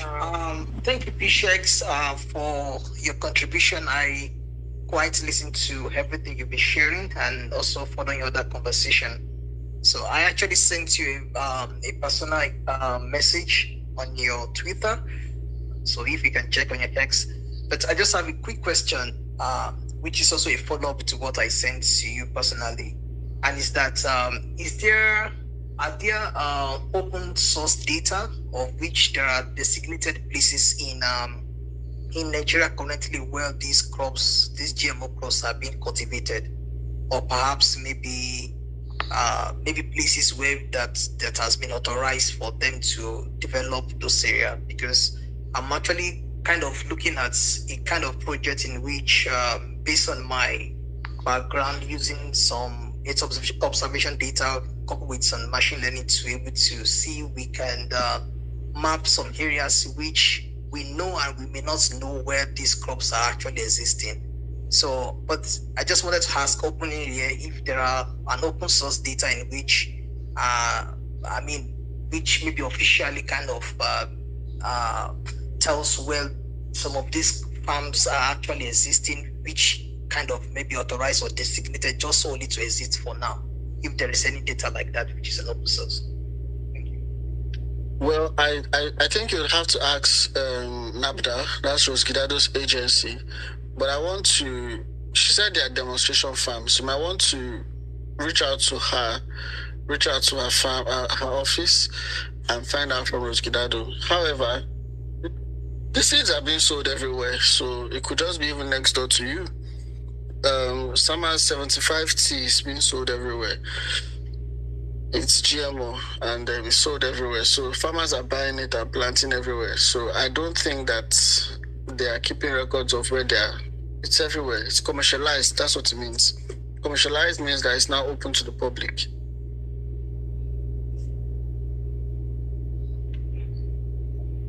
Okay. Thank you very much. Gideon, are you there now? Gideon, are you there? Gideon, are you there? Yes. Okay. Please, let's make it snappy. Dr. Patient has to run, so please, very brief. Can you all hear me? Very well. Good evening. Please take it. It's been revealing. It's been amazing listening to everyone here. As you said, I just want to re-echo your voice and get this thought around everyone around here. This is a long walk. It is tantamount to terrorism. All right? Beyond what Pisheg has shared so far, I'm even seeing it in a greater light. Why is there so much focus around Nigeria, the most populous black nation in Africa? Why? Why can't they take this to North Africa? The Moroccans, the Egyptians. Is there something they know over there that we don't know? Why are they targeting us? You see, if we don't preserve our dear country for our unborn children, our children and yet unborn children, their grandchildren, then what of what essence is what we know? And I think these agencies, sir, Pisheks, these agencies you're mentioning, I think there's a higher coverage somewhere. It's not that they don't know.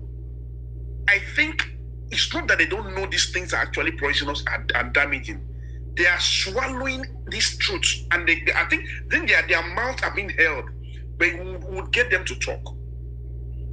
Thank you for sharing their platforms, and we will get them to talk. But please let us just know this, just re-echoing your voice. This is a very long walk. And I don't know how far they've gone in terms of eating to the faces of every annals of our country.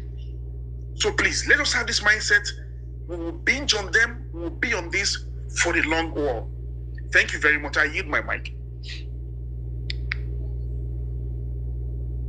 Thank you. Thank you very much.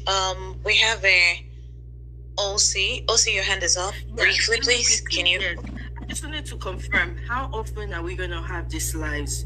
Do we have a set time? Because we have to keep having these spaces. Do we know? Okay. Dr. Pichek, thank you very much. Dr. Pichek already said that we're going to be having the same space again next week, Sunday, okay? And it's 8 p.m. Nigerian time. I don't mind. We wouldn't mind hosting the space so long our voices are heard, so long we get to those who ought to hear these things and get them to do the needful. In the meantime, please, guys, follow Dr. Pichek. Please follow Dr. Peshek so that whenever he drops these informations, we can all like, retweet, make comments. Please, please, please follow him. I am not begging you to follow our handle. If you want to follow our handle, please do. But following Dr. Peshek right now, it's seriously important because he's doing a whole lot of work that needs to be heard. A whole lot of work that needs to get to the right people. Please follow him and please do well to check out his tweets, his posts. Whenever he does those, he tweets, please read, comment, like, and repost. Thank you very much. Dr. Peshek, would like to have you. Okay, you've said your last word, but maybe you want to say something again. Fine. Thank you. It's fine. Let me respond to some of the things that OCBO, please, you could send me a message again. You said you sent me a message. Please resend the message, please. Yeah. So, there was the person that spoke before OCBO, very important thing he said, it's a long walk. I remember I was talking to a few friends of mine in January, and I said, guys, tighten your seatbelt. It's going to be a very long walk. We're going to be on this for a while.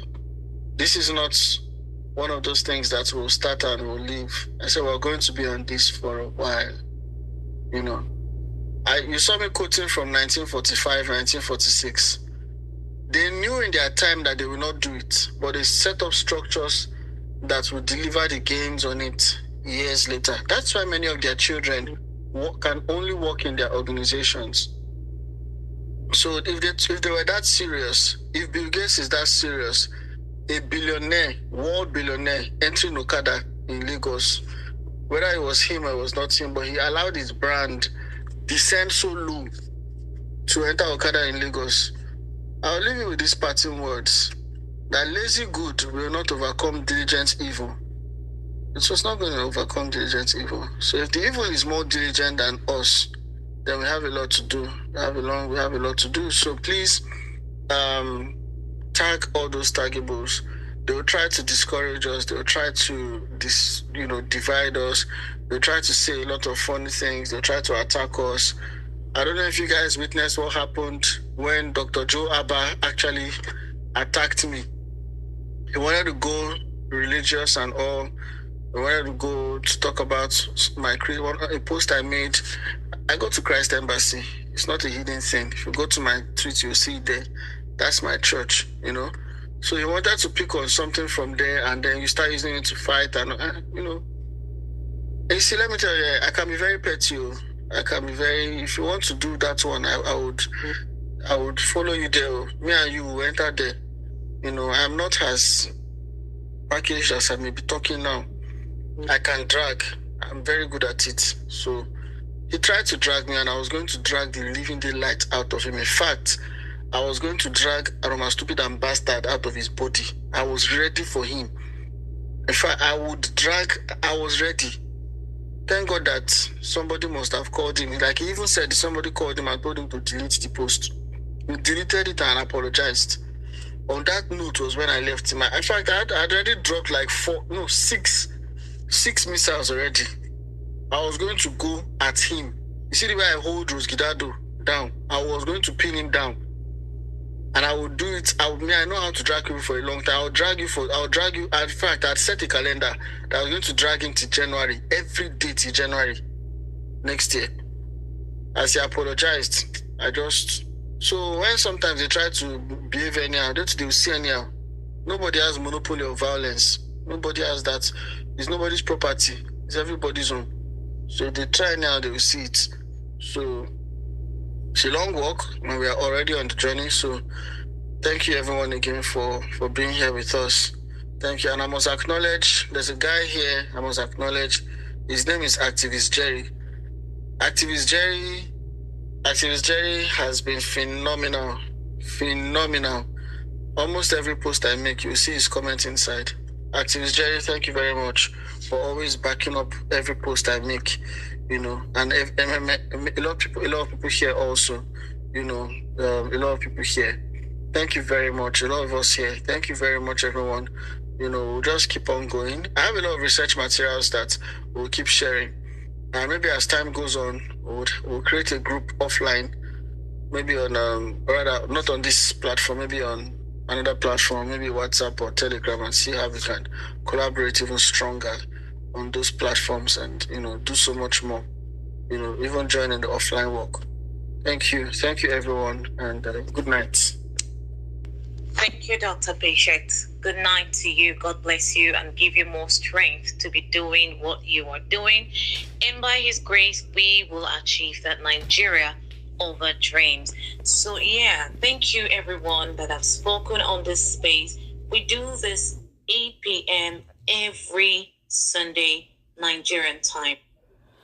Oh, my goodness. Guys, when I don't hear.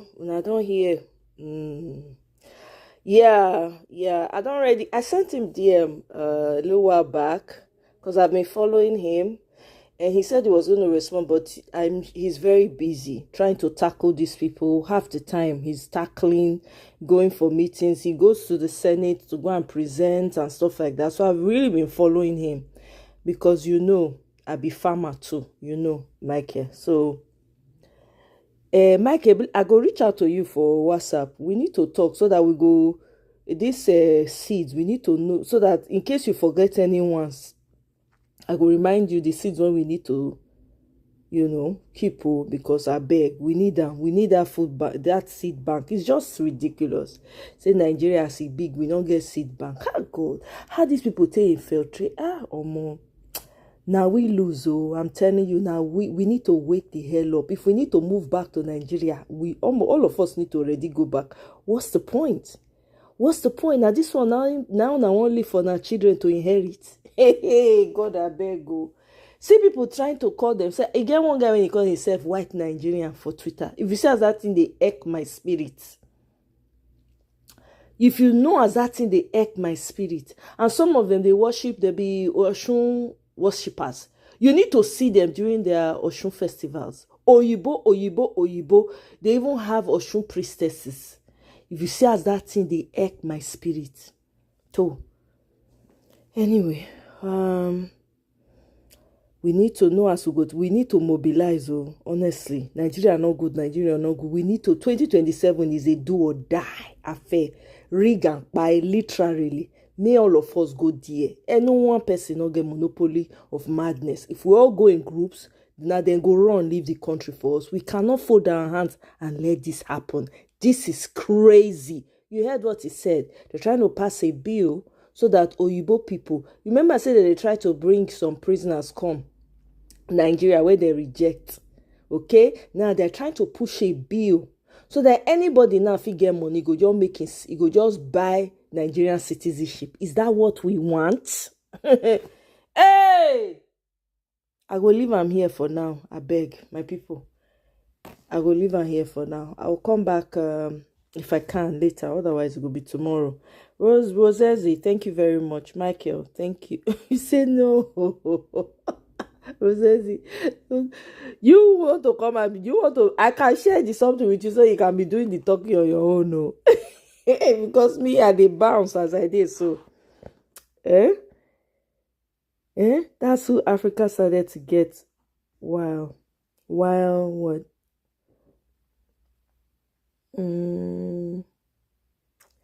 The guy they do a lot. Yeah. You know, see how many people dey here now? They talk about the food when they enter our stomach. We they talk about the food when they enter our belly. How many people dey here? This is the problem. But we have to keep talking. Do you understand? Because when you enter your stomach, you don't feel come out them again, no. You understand? You not fit once you enter your stomach, it cannot come out again. Oh, today now Dr. Stella Adadevoh pass. Remember Dr. Stella Adadevoh, who sacrificed her life in 2014 to prevent the spread of Ebola virus. Now this woman single-handedly make sure say Ebola no enter Nigeria. She did it by identifying and isolating patient 0. She literally shut down the entire facility and said nobody going out, nobody coming in. She locked it down and contained that Ebola. Otherwise, Ebola for take over Nigeria. It for buy a lot of people. Now you see, get your dumb politicians when no get sense. We not get choice, so we do not have a choice in this matter. Matter of fact, I said I was going to share her because we have to remember this woman. Let me see.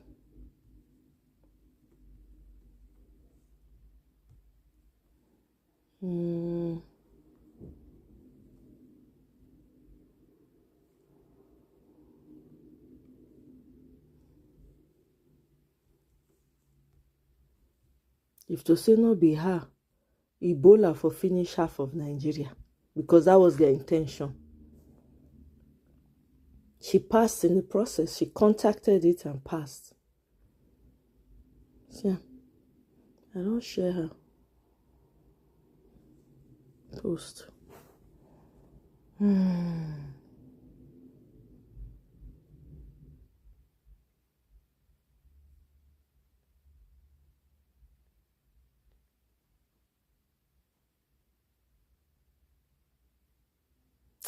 My sister. My dear, Roses, I for share link, but I won't go market. I get things when I won't go, but I won't go market. I won't go do some errands. You know, tomorrow, now new week they start. Usually I don't come out on Sundays, right? But as I see this show, I say, no, because me, I don't already talk, say, this GMO matter. I go follow and bumper to bumper. Yeah, another time, absolutely. Thank you so much, guys. You and Michael now do well. I appreciate. We go jam again another time. Not too long. Tomorrow, perhaps. We'll continue to talk. And I will bring they say at 8 p.m. Nigerian time every Sunday. I'll certainly be streaming it. So make sure you mark that day on your calendar. until he lets me know when he's free, and then I'll let you know. All right, guys, bye.